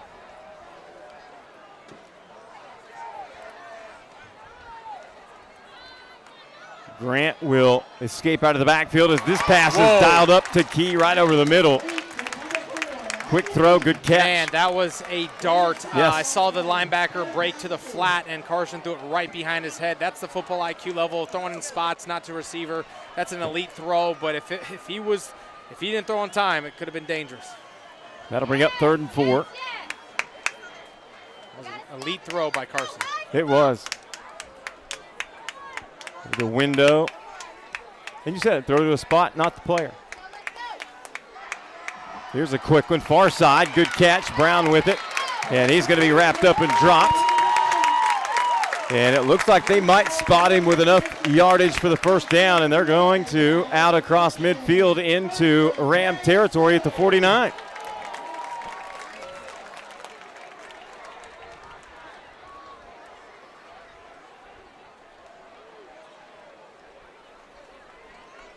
I think Seminole sees something they like.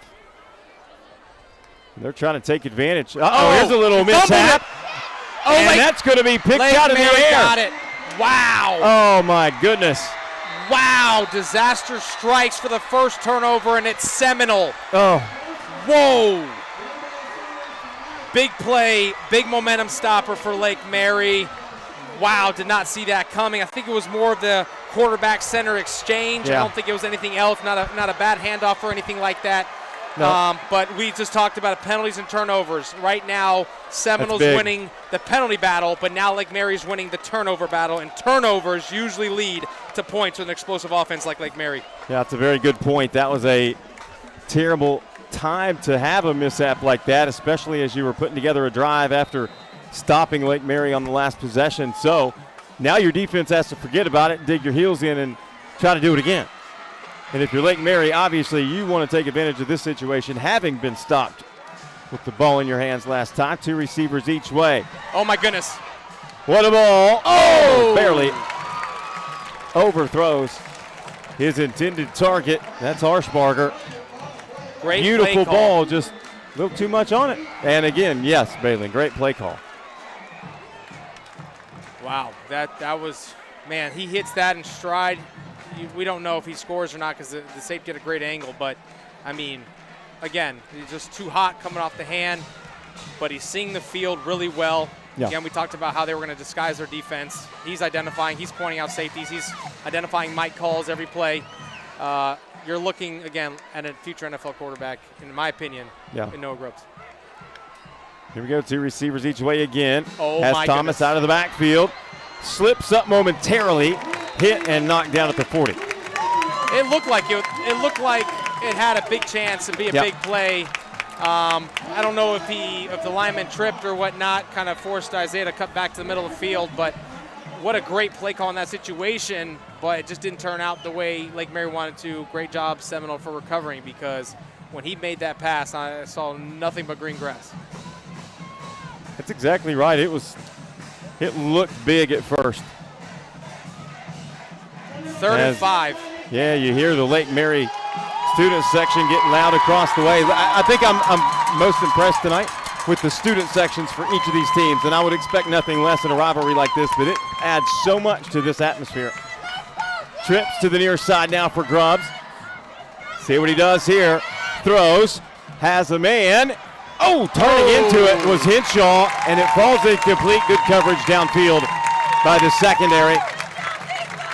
Man, you know what? I'll tell you what. I'm impressed with Seminole secondary. Yes. We talked about Mandarin secondary. I mean, they had 4 Power 5 kids in the defensive backfield, but I'm going to be honest, this is the most talented defensive backfield that Noah has seen and Lake Mary has seen in general all year. Yeah. And that was a great coverage. You couldn't do anything Yes, it was.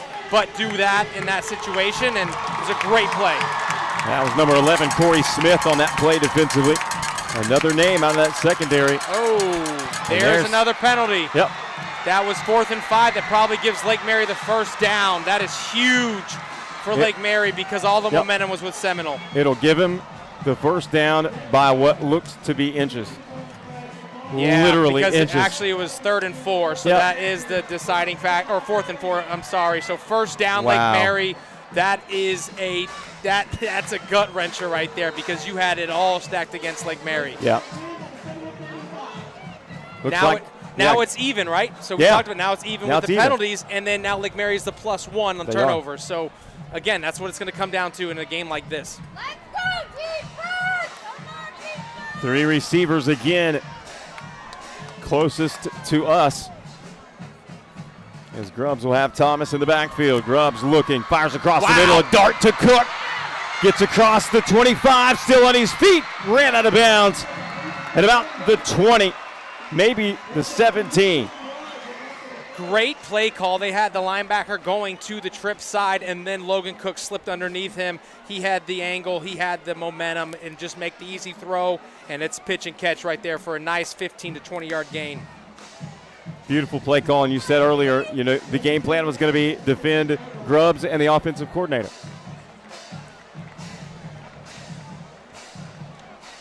We're going to line up, trips to the near side again. Thomas in the backfield, single receiver, top of the screen. Keep an eye on that matchup up top.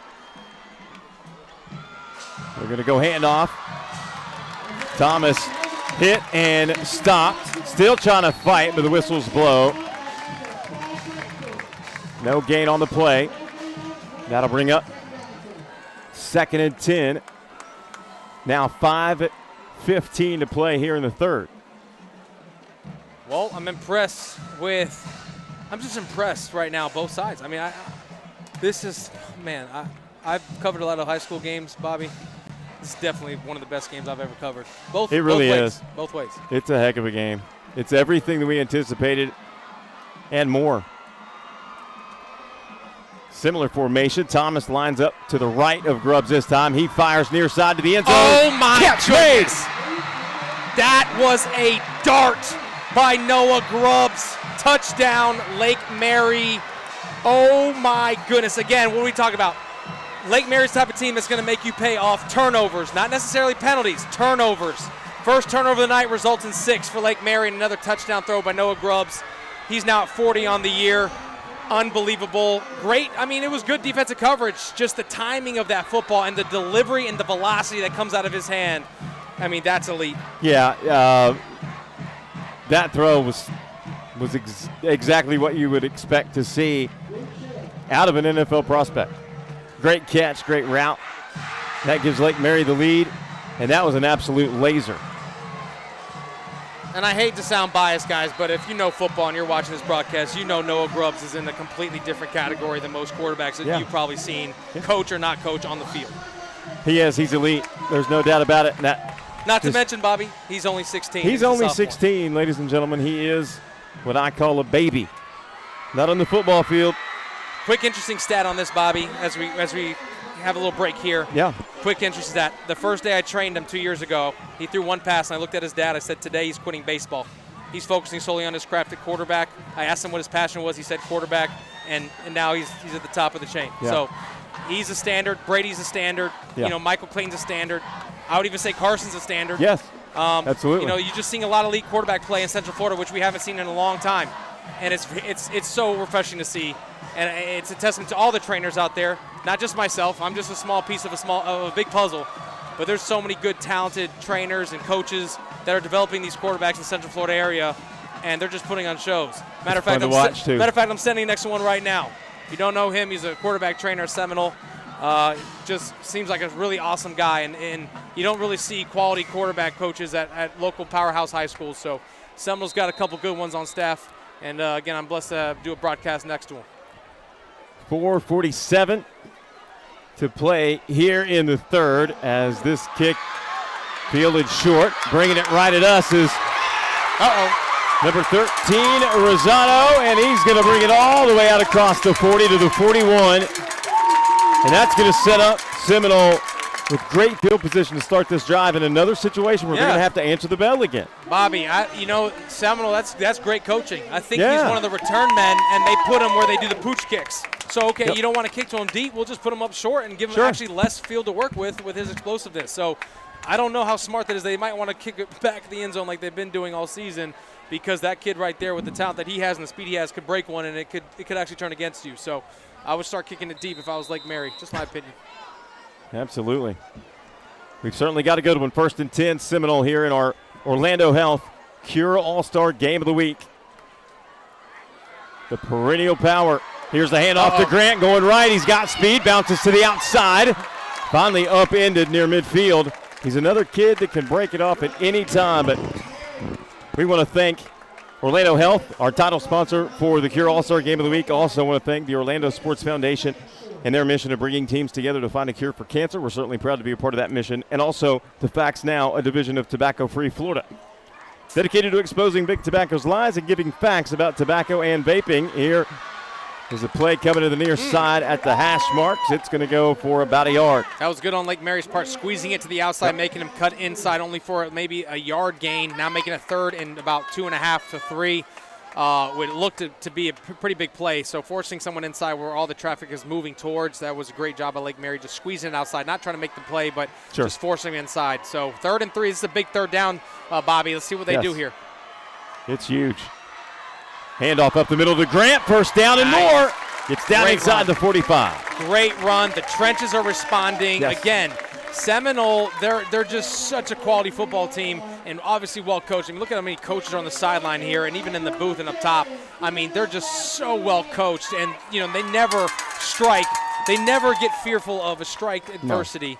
So they're just showing us, why they're Seminole. Yeah, that's exactly right. Here we go. This one's going to be a handoff again. It's tough to run the same play a couple times in a row. When Lake Mary, obviously you gash them, so kind of change it up a little bit. Coach Graffs, I know you got all the tools to do so. But great job, Lake Mary, on that play. And I'll bring it up again because it's something that you brought up in the first half that I also very much agree with, and that's the absence of David Parks. Yeah, right. Lined up on the near side. Where's number 2 for Seminole? Yeah. He's listed as an athlete. He'll step in a Wildcat, or obviously can hurt you from the wide receiver position. Here's a toss out of the backfield to Clark, taking it up the right-hand side, being forced out of bounds. Out across the 40, down inside to the 37, Third down again, 3rd and 3, about 3.5. Yeah, it's going to be interesting. I think this is 2-down territory with the way they're moving the ball. But look for this to be a run in the trenches. Tempo here for Seminole. Well disciplined on that D-line for Lake Mary. That's very disciplined. It's hard when they're doing a hurry up to really stand your ground and not move off sides on a hard count. So great job, well disciplined, well coached Lake Mary defensive line. Let's see what they do on 3rd and short. Carson Sequarios Lasky. 2 men in the backfield. Handoff goes to Clark coming on the near side. He's going to be hit. He's short by a yard. Oh, this is going to get interesting. Obviously, this is definitely two-play territory here. So that was 3rd down. This is 4th and about 1.5 yards. Yep. Do you put David Parks at Wildcat? I would. He's fresh. He hasn't done anything all game so far. So why not give him the ball and see what happens? Yeah, I see him making his way to the sideline. I mean, I just don't get it. Minute 20 to go here in the 3rd. Keep that clock in mind, too, on 4th and 2. Wow, they've milked this clock again. 4th and about 1.5, 2 yards, Bobby. Here we go.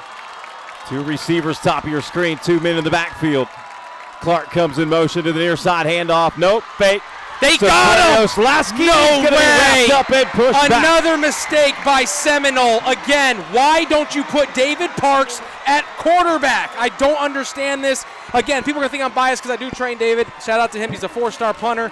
But the kid's a freak athlete. Can do anything. And, again, that's all I got to say about that. That's what we've seen in a lot of situations is Parks come in that athlete role. 28 carries, 150 yards, 14 receptions for 223 and 4 scores. We just really haven't called his name tonight. And here we see Lake Mary with the defensive stand. Wow. They'll get the football back. Leading 21-14. Talk about the quietness of this sideline right now. It got quiet. It got quiet quick over here. Let's go, defense! They're going to have to come alive here for the defense. For Seminole as they face Noah Grubbs again. 2 receivers each way. Thomas in the backfield. Quick one. Far side. Catch made with room. Wow. Good tackle at the 45. Telling you, that kid, Henshaw, is explosive with the ball in his hands. Great defensive play there. Now the clock's against you because now it's going into the 4th quarter. Lake Mary's up 7, and they could be moving. If Lake Mary scores in this drive, I don't want to say write that bow and have an early Christmas present for Lake Mary, but that turnover and the 4th down conversion really hurt Seminole. Again, going shot for shot. I told you at halftime, and now that's hard to do with a team like Lake Mary. 20 seconds, clock rolls. Henshaw comes in motion to the near side, handoff Thomas. Great He's going to be wrapped up and stopped. Brings up 3rd down and 2, and that will bring us to the end of the 3rd quarter. That's huge. 1 stanza to go here in this chapter of this rivalry. 21-14, Lake Mary with the lead. Don't go anywhere. 4th quarter coming up right here on the Quick Cut Sports Network.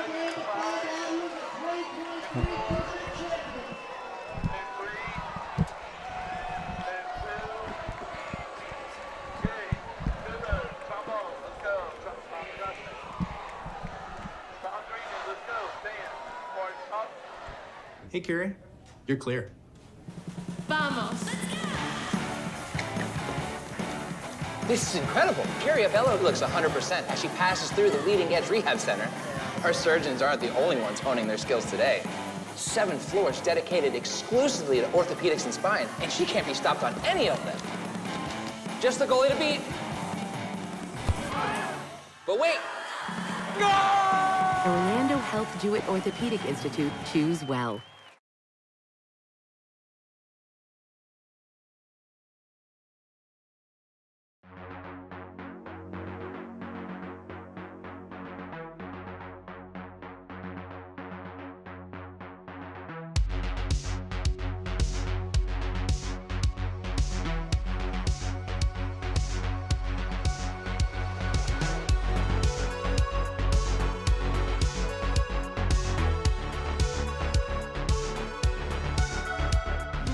All right, guys, heading into the 4th quarter. It's 21-14 Lake Mary. I think we've seen everything we talked about, Balin and Bobby, the consistency, right? We've seen a lot of good play. I think from here on out, who makes the big plays, we're getting ready to kick off for this 4th quarter. Thank you so much, Dan LaForest, down on the sideline as we are at the beginning of the fourth and final quarter as whistles blow before the snap. That's going to be a false start on Lake Mary. That'll bring up now a 3rd and about 8. Bobby Allen, Yeah. Balin Trujillo. Balin, what do you, I mean, listen, could it get any better in this game tonight here? Not at all. And that third quarter was technically all Lake Mary. They took advantage out of halftime with a turnover and a 4th down stoppage. This is still the continuation of that 4th down stoppage. Yeah. But again, in 2 plays, Seminole takes the momentum back with obviously a false start just now and a big tackle on the last play before the end of the third quarter. So this is shaping up to be an exciting fourth quarter, but look for Lake Mary to do something here in this 3rd and long, or it's going to be another close nail biter. 2 receivers each way as Grubbs drops back, fires over the middle. Pass And flag interference. comes in late. Yes. Much to the dismay of the Seminole faithful, but there was contact. Honestly, in a game like this, in a bang-bang, I don't know if I call that. But he did hit him from behind a little too early. Man, that's just tough. In these type of games, you don't call that, in my opinion. It's just that's the momentum killer right there, and that's another penalty. So now Lake Mary is winning the penalty battle and the turnover battle right now, and now they have a 15-yard penalty, which puts them right in plus territory on the 46-yard line going in. So that was a huge penalty. Yeah, I'm definitely okay with the no call there because that ball, when you really looked at it, was well in front of his intended target. Man, that's huge for Lake Mary. Yeah, it is. 1st and 10, ball spotted at the Seminole 46. Thomas stands in the backfield with Grubbs. Clock at 11:56 here in the ball game. Grubbs fires far side. Looking my goodness, what a catch. Unbelievable. And back shoulder throw. That is a 50-yard throw from the hash. Oh my goodness. And that right there shows you the connectivity that takes place between Grubbs and any one of his wide receivers that happen to be Harshbarger, but plug a name in. You know what I mean? Yep. What execution to come back to. I mean, it was just, that's beautiful. Again, call me biased. Your quarterback, if you're listening coaches, probably can't make that type of throw. So it is what it is. You can call it bias. You can call it whatever you want. I train the kid. I love the kid. I love every kid I train. But those type of throws in a high school level as a sophomore, 16 years old. You don't see a lot. You don't see it a lot. Yep. Yeah, you don't see a lot out of a veteran high school quarterback, let alone a sophomore. Here we go. Handoff goes to Thomas. He's going to be upended as he tries to get down closer to the 5-yard line. That'll bring up 2nd and goal.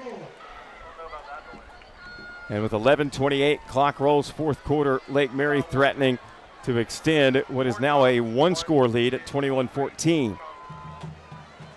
Wow, I mean, the momentum shift, the 4th down stoppage to a penalty to another big gain. I mean, the trickle-down effect of what a penalty can do, just like a turnover, it really is a killer, and it just depletes you.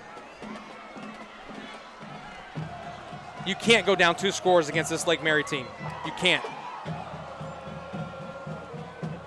Seminole's going to dig in right here, 2nd and goal. 10:50. And again, Lake Mary totally content. They'll let this clock go as long as they want. Oh, yeah. Here's Grubbs, drop back, looks near side. Laser again, Wow, and it's touchdown, Lake Mary. Wow. Noah Grubbs' 3rd touchdown tonight against arguably, again, one of the best defenses in the state. Makes it look easy, guys. I mean, it is what it is. 41st touchdown on the season for Noah Grubbs. 41. And this Ram offense. That's unbelievable. 27-14 and extra point pending. 2-score contest. And now it's the play for pride is creeping in at this point, and I'm really anxious to see what Seminole does on offense after surrendering a score here. I told you, Bobby, early, you cannot play pound for pound, punch for punch with Lake Mary because at some point it's just going to get ugly. Yeah, their offense is so potent. Defense not too shabby either. So with that, extra point good, 28-14 our score. We'll take a quick break. Back in a moment, right here on the Quick Cut Sports Network.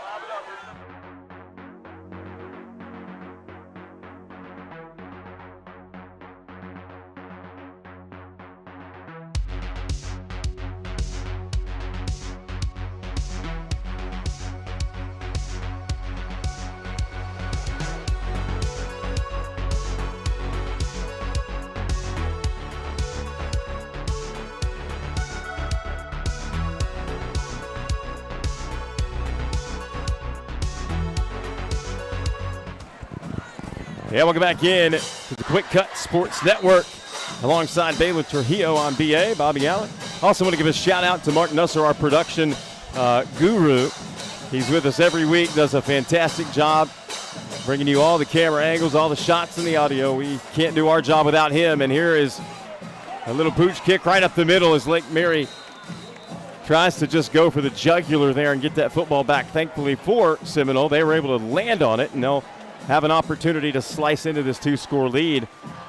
And if you've been watching any at all, you've heard us talk about Grubbs. You've seen what he is capable of. Some of these throws, and you're right, Baylor, when you say it, you just don't see very often at the high school level.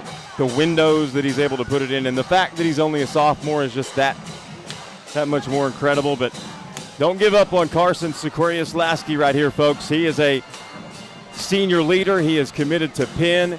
He has a 4.75 GPA and a hot right arm. He's very capable. And there's still time left. So here he goes. Looking far side. He's going to pick up a couple of flags here. It looks like it's going to be pass interference or holding on Lake Mary, some type of double move, which is why Carson pump fake. But now you're starting to see a little bit, desperation for Seminole, something that they're not used to doing. You don't see that much either, Now you're trying to do double moves. You're trying to, create a big play, off a big touchdown for Lake Mary. Just play again within yourself. There's still so much time left in this football game. Just still play within yourself. But obviously they get the penalty there, which is a great job. But don't do too much right now. Just play within yourself, and you have so much talent on the field. Get David Parks involved. I was getting ready to bring him up again as we see him lined up nearest to us as you're watching here on the Quick Cut Sports Network. But the lack of involvement almost leads me to wonder if there is not some underlying injury, or is it just he has been shut down by the secondary of Lake Mary? No, I don't even think it's that. I just think they're not going after him. Yeah. I think he got one attempt, and that was the first big play that was an underthrow could have been a touchdown. Key goes in motion as Sequarius-Lasky looks that direction. Oh, my goodness, that could have been a pick. It really could have. Sails incomplete over the head of his intended target, Marvin Brown.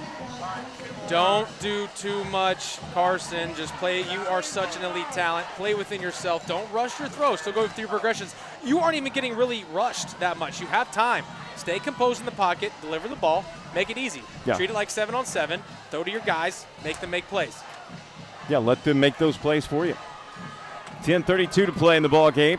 Again, 28-14. Lake Mary with the lead. Seminole with the football as the handoff goes right up the middle. Not much going on there in the hands of Clark, their leading rusher. Primary running back for the Seminole squad, perennial champion.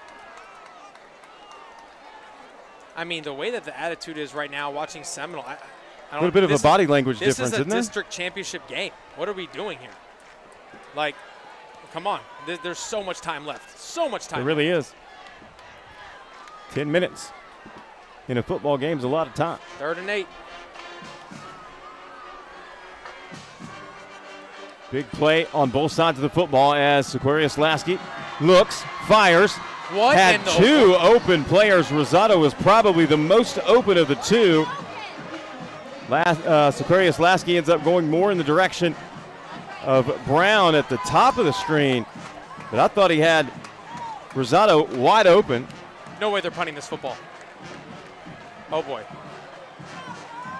Well, again, there is still a lot of time left, but when I told you, I tell everybody, I don't care if it's a broadcast or not, you cannot let Noah and that offense continue to get the ball when you are down by at least 2 scores.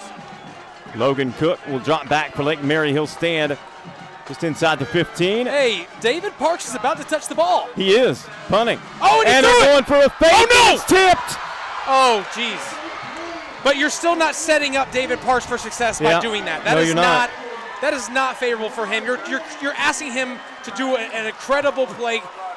Hey, listen, after that, I'm seeing a lot of fans stand up and leave we just in seen dismay. The student section is now surprised. leaving. You got a couple. I'm very surprised. Yeah, this is sad. This is. Yeah, I won't speak on it because there's a lot of alumni at Seminole that love this football team, and they're no shy for Facebook talk. But my goodness, I bet you they're kind of scratching their head. They're going to want that one back. So now you put it on the shoulders of your defense and has to face the number one team in 4M and the number one offense, quite possibly Up 2 scores, too. in the state, up 2. Yeah. Trips to the high side. Thomas in the backfield. He'll get it. Coming this way. Makes first man miss. Cuts upfield. Inside. Gets inside the 40 down to the 38-yard line. Shifty move there from Isaiah Thomas. I got to give a big shout out to Charles Carr. Yeah. He's a big Seminole guy. His son plays here. I love him to death. We had a chat last night. Those guys, they kind of reamed me a little bit. I said it was going to be 14 either way. I think Lake Mary would have won by 14 plus, or Seminole wins by 14 plus. Can't wait to get in that chat after this game if this ends the way it's going, which, again, there's still a lot of time left. So Seminole still can win this football game. But just the demeanor is just interesting. But Charles Carr does a phenomenal job of promoting kids. Does a lot of things in the youth in the community. And so I wanted to give a shout out to him and what he does for Seminole. No question about that. Grubbs sets the offense on 1st and 10. Trips up top again. Thomas in the backfield. Late handoff goes to Thomas, bouncing to the outside right. Tries to cut back upfield. Gets corralled by the defense for Seminole. In there, number 9, Ethan Pritchard, a recent FSU commit. Yep. Got to talk about him a little bit. An outstanding player, 6'2", 200. When your 3 schools are Alabama, Miami, and FSU, you're doing something right. You've done something right. And No doubt about it. That's number 9. Got his guy. Yeah. I wish he was a Cane, but we'll talk about that later. Yeah. 2nd and long. Clock rolls at 8 minutes to play in the ball game. Once again, big shout out to the Facts Now division of Tobacco Free Florida. Also Orlando Sports Foundation and Orlando Health. Uh-oh. Little miscommunication, but Grubb has it. Rolls out the pocket to the right-hand side and wisely throws it away. There again, another mature decision for a sophomore. It is a mature decision, but you know what? I want to see him You use his wheels a little bit. He has Yeah. some green grass there. That's the element that we've been working on in the offseason, other than his on- and off-platform throws and being comfortable in the pocket and making good decisions. But, man, I want to see him take off a little bit. But, Just again, once. smart, save your body. You Yeah. still want to have that reputation of your jersey clean after games. Yeah. And he just threw it away. But here's a big 3rd down for Seminole. Huge 3rd down. They've got him at a 3rd and long. See what they can dial up defensively. Still plenty of time. Cook comes in motion from right to left. Here's Grubbs firing over the top. Has a man. No way. And did he catch it? Nope. Oh, They're okay. going to say out of play. That'll bring up 4th and long. He made the catch, just wasn't in bounds. Yeah. That's still a freakish Another play by dart. that receiver. Beautiful over the shoulder throw there, just not enough space from the sideline to where he caught it. But I'll tell you what, to take a shot in a situation like that instead of just running the ball to milk some more clock, man, I'm telling you, Coach Donnelly, he is an interesting offensive coordinator, a Miami Hurricane alum, actually. Seminole faithful trying to rally their defense here on a 4th and long. I would punt in this situation. You can't give Seminole short field. I wouldn't do it, especially with 7 minutes left. Just punt the ball, pin them deep. Oh, they're doing just that. Don't call me an OC, please. Hey, look at Noah. Little pooch punt. Nice little punt. No way. Look at Noah adding that to an highlight reel. Uh-oh. Oh, That's no. a great College play. coaches don't get any ideas. He will not be punting for your college, but not too bad when one of your punts is down at the 3-yard line or the 2.5. When you had to have it, they did. They pinned Seminole back deep. Seminole, now is the time they got to put together a sustained drive and get points on the board any way you can. They've got to execute. And again, more than capable, and I hope what we saw earlier with that little shift in momentum and body language, I noticed it too. Hopefully that has not crept any farther into the huddle. Hey, Bobby, this is the drive. This is it. If Seminole does not score on this drive, the game is over. Yeah, the game is over. But if they score on this drive, this game is far from over, and we're going to have an interesting finish to this district championship in 4M. 7:31 on the clock, 4th quarter. Seminole trails by 2 scores. They'll have 97 yards to get some points on the board. Sequarius Lasky, quick hitter out to the outside. Great play. Out of bounds, stops the clock. Smooth. Gives him some room to breathe. Man, it's fun watching Carson throw the football, to be honest with you. He is mechanically smooth. I Yep. love it. I'm a big fan. So Again, committed to Penn. 4.75 GPA, which is equally impressive. Here's a quick one to Parks. This time the catch is made out David across the 10. Parks touches the ball. Let's First down. go. He actually had a nice little crowd here cheer for him. He did. Hey. He did. There we go. They know. Get him involved. Let's go. Bobby, all 2 losses of Seminole, he was not involved in their game plan. If they lose this game, they're going to remember David Parks was not used. That should be a false start for the offensive line. He wasn't set. Oh, my goodness. Lasky. Disaster was about to strike. Yeah, pressured. Has to throw it away. That'll bring up. The refs missed a false start there. The line wasn't even set, and they snapped the ball. There's no penalty. Yeah. Interesting.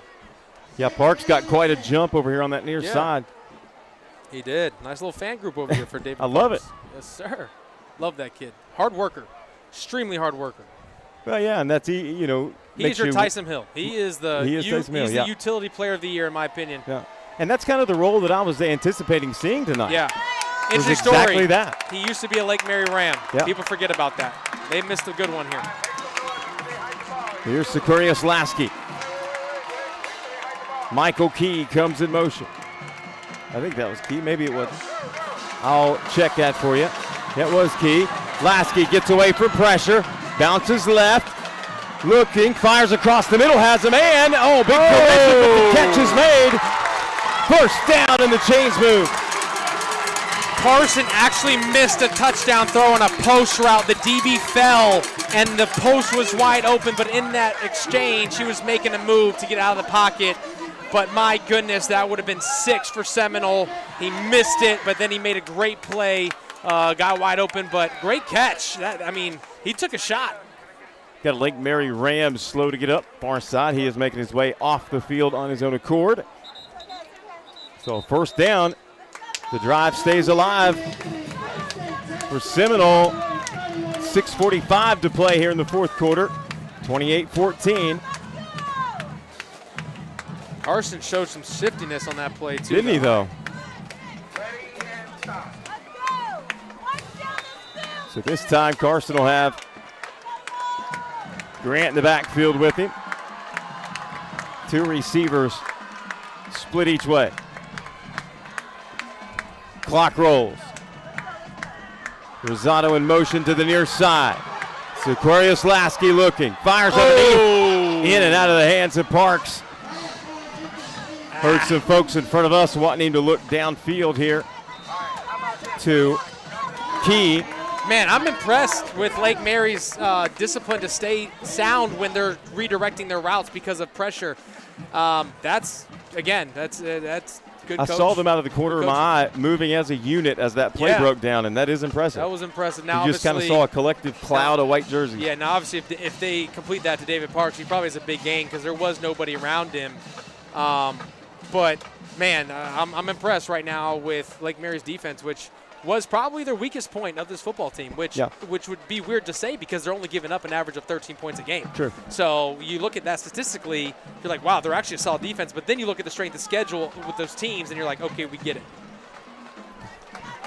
All right, let's take a moment and go down and talk to the third member of our broadcast team, Mr. Daniel Forrest. Let's go see what he has to say and what he's found out on the sideline.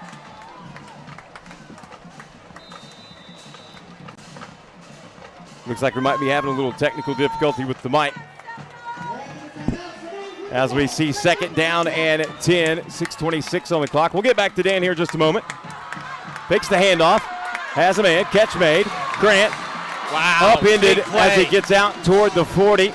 Big play by that DB because if he does not make that tackle, he had about 2 offensive linemen right in front of him blocking some small safeties. Oh, that could have been a big play for Seminole, but they still get a good 8-yard gain on this, 3rd and short. Handoff up the middle. Oh, got the first down, but that was tougher than it looked. Grant with enough to move the chains.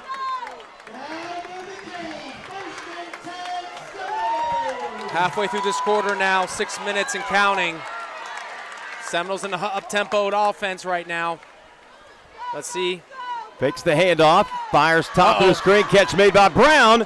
Wow. And he's going to get awfully close to the first down yardage, about a yard short, but he does get into Ram territory. Gosh, I mean, they're making tackles. They are making tackles because, my goodness, these guys can break it open.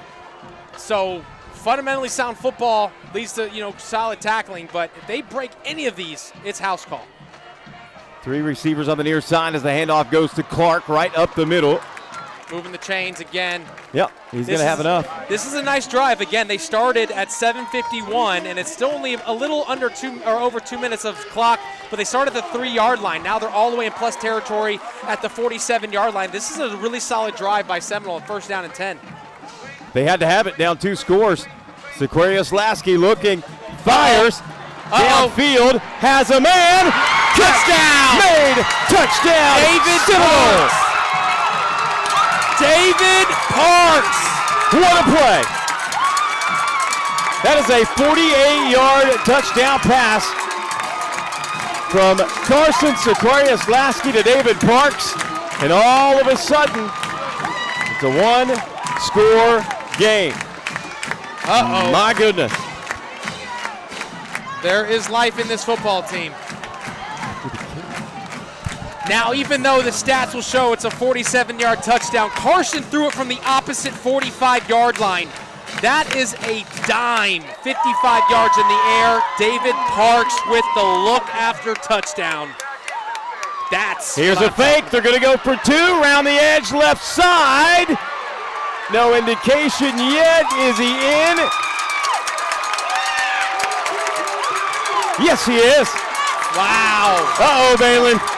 What we got ourselves a football game, my friend. Our score, Lake Mary 28, Seminole 22. Wow. If only they would use David Parks earlier. Not to say anything. Yeah, and now let's take a moment and go down on the field to talk to our very own Dan LaForest. All right, guys, listen, 28-21, 4:51 left in the game. That's a big, big turnover for Seminole. Great score there. Now, defense has got to make a stop. Guys, keep an eye on Preston Watson. He has really been creating havoc here in the second half. Keep an eye on that matchup of that offensive line for Lake Mary. And can Lake Mary control the tempo here to run that clock down before Seminole gets the ball back to have an opportunity to tie this game up before we get to the end? Thanks so much, Dan. We appreciate it.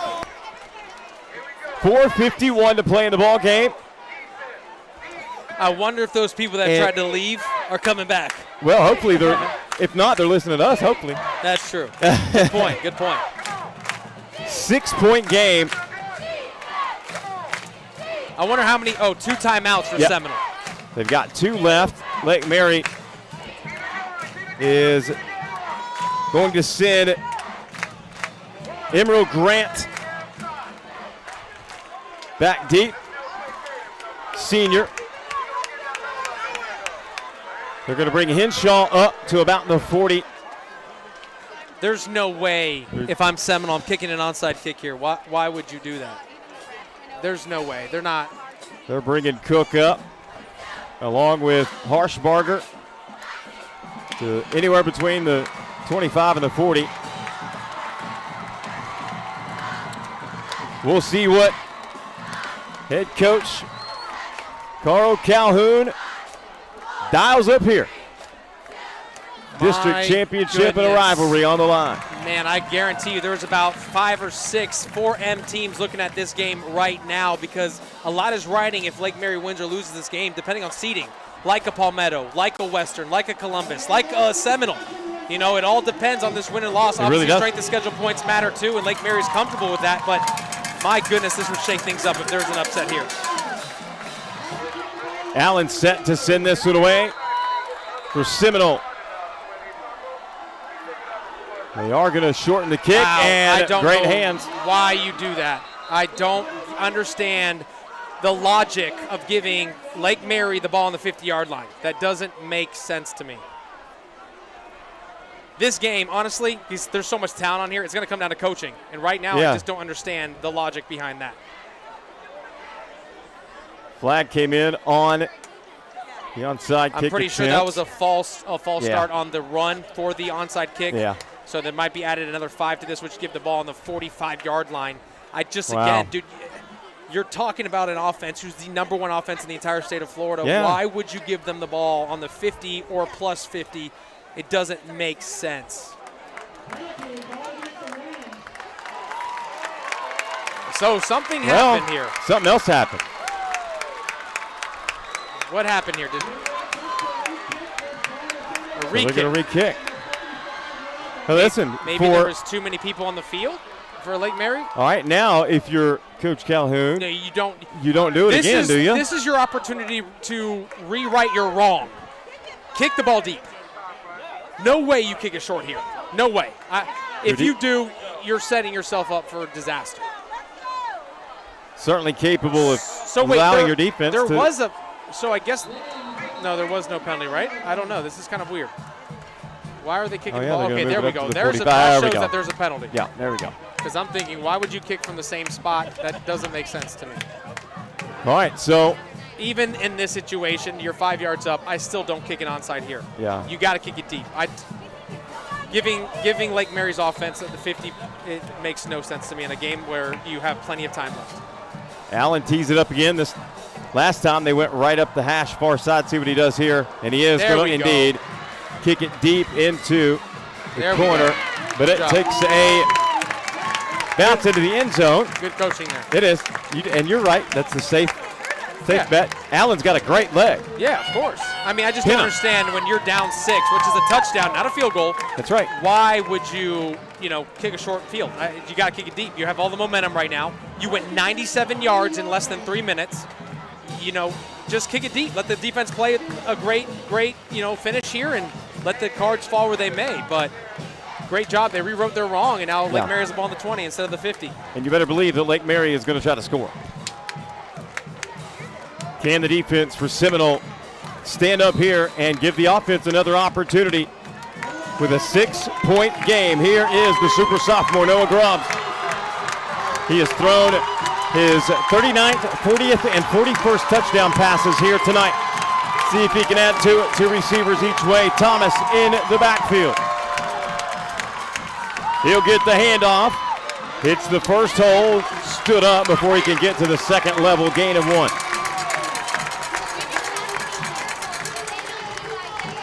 Small victory for Seminole's defense. That's why you kick it deep right there. Yeah, 100%. Second and 8.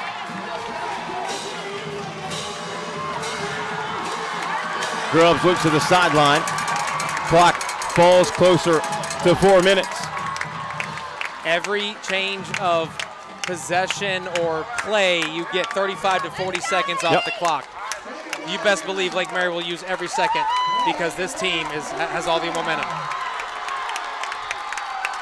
Again, Thomas in the backfield with 2 receivers for Grubbs each way. Looking over the taking top. a shot. Has a man. Oh my goodness! A grab one-handed there. catch! A one-handed catch by Caden Harshberger. What did we just see? Uh-oh, it looks like. Logan Cook. Yep, he is going to hop up. Heard it first. Cook found himself open. Grubbs put it on. I mean, a great dime. defense. Great defense. You It can't was. do You can't get anything better than more that. defensively than that. He just made a great play. It was going to be a pass interference call regardless, but jeez. What a catch. Let's go to the catch by Cook. My goodness, what a one-handed Logan grab under Cook. duress. The former quarterback, Wow. mind you, at Lake Mary. Wow, wow, wow. Huge play for Lake Mary to keep the drive alive. Gutsy call by Lake Mary. was it Kudos though? to them. Trying to Seminole kill the has clock. to dig in. Throws They a nice, have easy to. touch pass.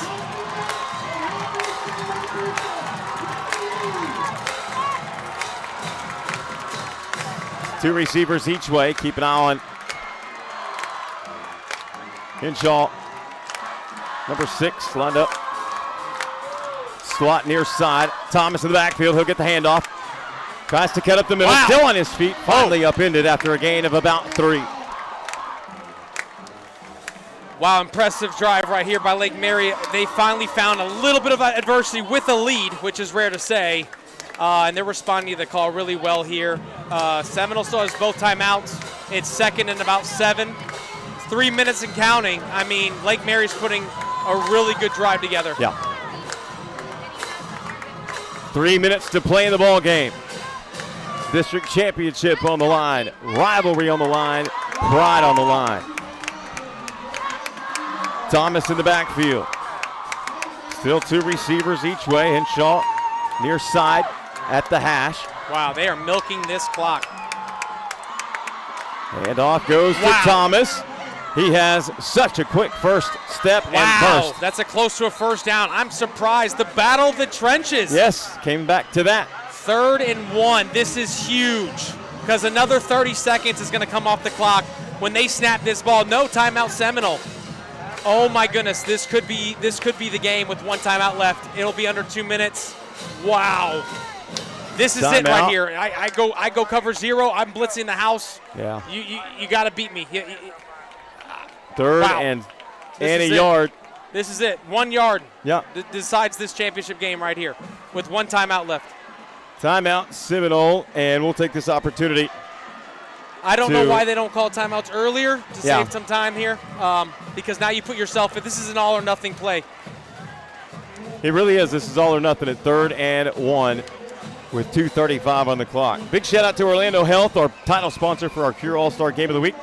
Also, Orlando Sports Foundation and their mission of bringing together teams to find a cure for cancer. We're certainly proud to be a part of that mission. And also the Facts Now, a division of Tobacco Free Florida, dedicated to exposing Big Tobacco's lies about smoking and vaping. Here we go. 2:35 to play. 3rd and short. Here it is, 3rd and short. Grubbs. Handoff up Wow, the middle, and that'll do it. Wow. First down, 2:27 remaining. They got to call a timeout here. They're going to see another 35 seconds off the clock. Oh, my goodness. The stands are clearing out. Kind of. Not really, but, I mean, they were already kind of clear earlier. Connor, let's see. That hurts. Looks like that was Alexander Morgan. So I guess they senior. awarded Seminole with another timeout. I guess they only used that 1.5, which is probably correct. So they have 2 remaining. But again, now it's 1st and 10. They have to wait till after this first down play to call their first timeout. Yep. Or it's the time is not in favor for Seminole right now at this point. Trips to the near side for Grubbs. Thomas in the backfield. Single receiver. Top of the screen. Hand off to Thomas. He's met and dropped. Looked like the ball came out, and Seminole's got it. Bailiff Seminole has the football. No way. Wow. Oh, my goodness. Flags come in for a little excessive celebration after the turnover, but Seminole's got the ball back with a 6-point game, 2 minutes to play, under 2 minutes. That is the worst possible time for a mishap on the exchange. Whoa. Wow. Wow, that was crazy. Is there a penalty? What was the call there? I think it was a little celebration, unless I missed something. They're discussing something. Yeah, they are. Give credit again to the Seminole defense. When they had to have a big play, they were able to get into the backfield and jump on that loose ball to give themselves an opportunity. 6-point game and 1:39. So it is unsportsmanlike on Seminole. So 15-yard penalty. That hurts. It does hurt. But all the momentum is still with Seminole. It is. All of it. That is crazy. It reminds me of the Miami-Clemson game. We've alluded to it earlier. That's crazy. Yep. I've seen it all in this game. Wow. What a game we've been calling tonight and had the pleasure to witness firsthand, and we appreciate everybody that's tuned in. Do they go back to David Parks? Right. Trips to the near side for Carson Sequarius Lasky as Clark stands in the backfield with him. Little confusion right now. Here's the snap. Sequarius Lasky rolls near side, looks. Oh, it's a fumble! And that's going to be caught out of the backfield and pushed forward across the 25 to the 30. Wow! That's crazy. Sometimes I'd rather be lucky than good, ladies and gentlemen. That football fell square into the hands of number 77, Dallas Hudson. Wow. Holy cow. Put him at running back. He lowered his shoulder and he was going to make the most of it. 1st and 10. He actually caught the ball. It wasn't a fumble. He actually caught it. That is a reception by the offensive lineman here. Trips to the top of the screen now. Sequarius Lasky with time. Fires over the top. Has a man. Catch made! Wow! Catch made by Rosado. This is crazy. What are we witnessing right now? Never count out the perennial power. What Seminole. are we witnessing right now? And we've got an injured Ram, so we'll make sure that they tend to the injured Ram. But ladies and gentlemen, what a game. Yeah, this Without is a doubt, insane. one of the best football games Yeah. I've had the privilege to call. Unbelievable. Wow. Disaster. This Unbelievable. Is unbelievable. Goes from running the clock out to fumble to big play after big play. Offensive lineman getting involved. Wow. I think Dan LaForce has something for us down at the bottom. Yeah, let's go down. I think he's getting the mic ready, and let's go down to the field right now with our very own Dan LaForce. Left, we got an injury timeout right now, but hey, what a play by Seminole to get the ball down there. You can never count out these two teams. Lake Mary 28-22. Right now, Seminole's in good shape to set this up. Back to Balin and BA. Thanks so much, Dan, as this place has absolutely come alive. We had fans get up and leave, and like you mentioned earlier, Balin, you know those fans are regretting it now. I was really surprised when I looked down the aisle in front of me and saw some folks leaving. You can't count out Seminole. Shame on them. They're missing out on this unless they didn't actually leave the facilities. Timeout, Lake Mary. My goodness, what a finish. I mean, that's why this game is beautiful. This is football. This is the best football there is.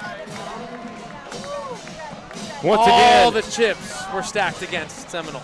this game and this atmosphere is not possible. We can't bring it to you without the facts. Now, a division of Tobacco-Free Florida, also Orlando Sports Foundation.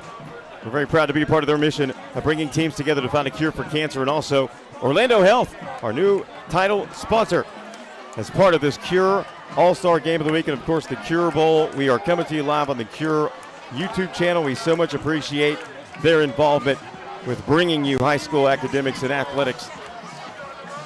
Let's take a breath, regroup.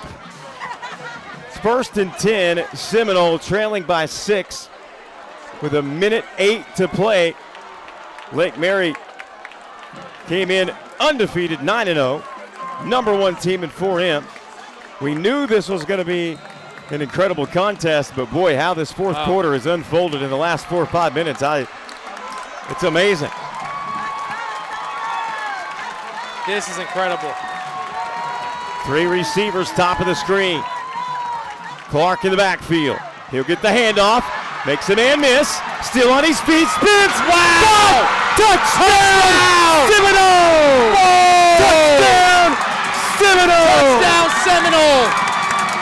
This is crazy! Oh my goodness! Pretty much untouched the entire way. I mean, he did break a couple tackles, but my goodness, what a run. Wow, spun away from contact at the 15, again at the 5, walked in. Wow. Mr. Clark, thank you very much. The extra point, the all-pivotal extra point is huge here. Yes, it is, as our score currently stands 28-28. If you don't like this, you don't like football. Allen on to attempt the extra point. Rosado the hole, kick is up, kick is good. Seminole with the lead, 29-28. Wow. The banner before the game. It all started when David Parks got involved. It really did, man. It really did. He was the catalyst that led to the touchdown prior to this one. He was the catalyst that led to the touchdown to give Seminole the chance. And thanks to a very inopportune turnover by Lake Mary, Seminole collects the football, capitalizes on it, and takes the lead 29-28. Unbelievable contest that we've seen here tonight.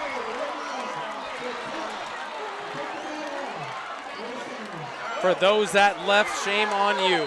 Never give up on your football team. No, never. I'll tell you, this is probably the best football game I've called in 18 years behind the mic. Oh, without question.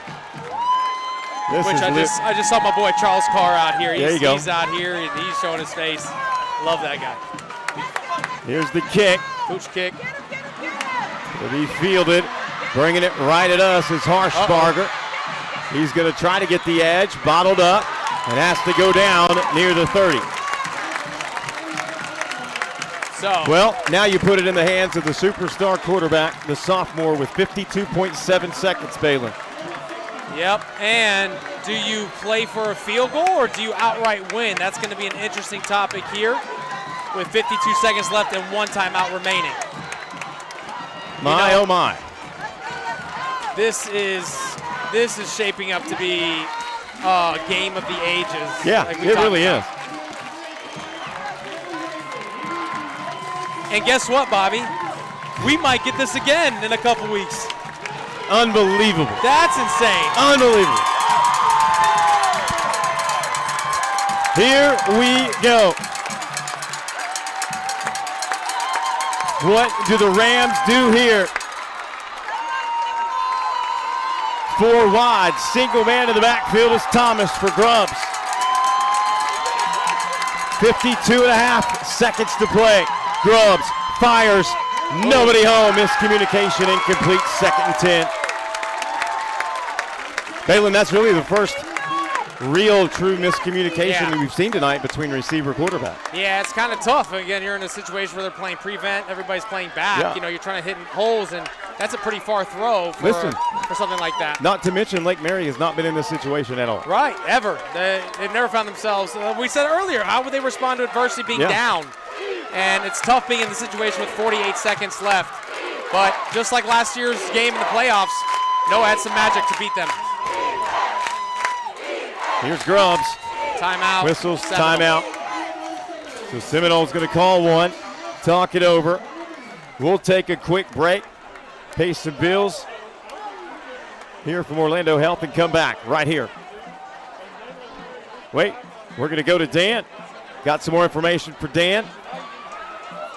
So wait just a moment, and we'll send it down to him as he is standing on the Seminole sideline. And I would only love to be there beside him and see what that sideline was like up close and personal.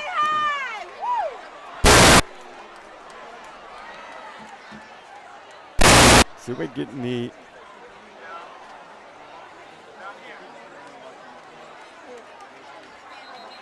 little technical difficulty with the mic. Both teams breaking the huddle. Let's reset for you. 48.3 seconds here in the 4th quarter. Everything on the line after Seminole, despite all odds, scores and takes a 1-point lead. And now it's Noah Grubbs and company. 2 receivers split each way. Thomas trickles out of the backfield to Grubbs' right.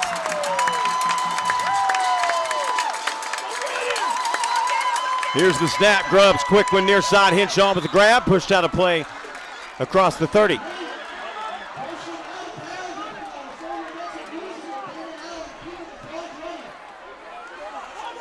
They're going to spot it at the 31.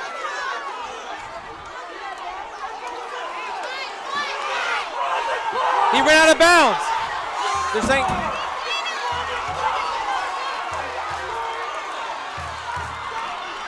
So now the clock's running. I'm confused. Did he go I out of am bounds? too. Fires across the middle. Catch made across the 45. And Why now is the with clock 20, still running, they're though? going to have to hurry up.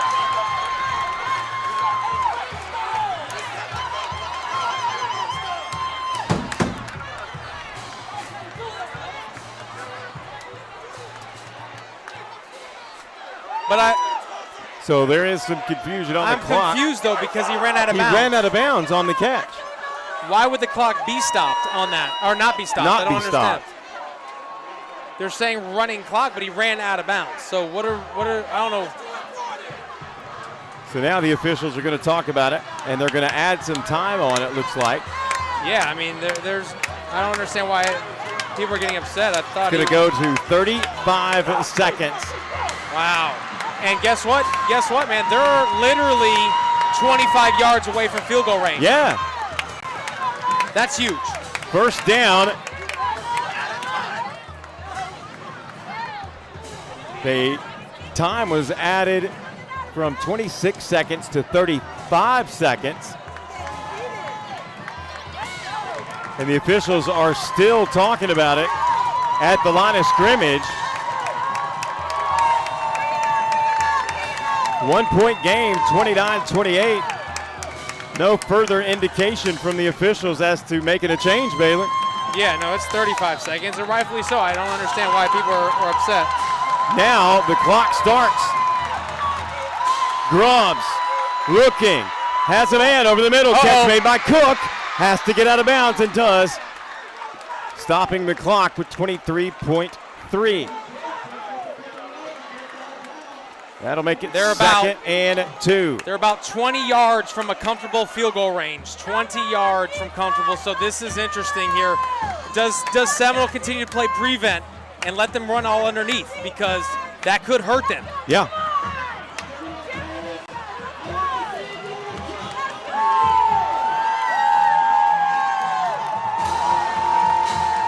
The seam is 23.3. It is unreal, isn't it?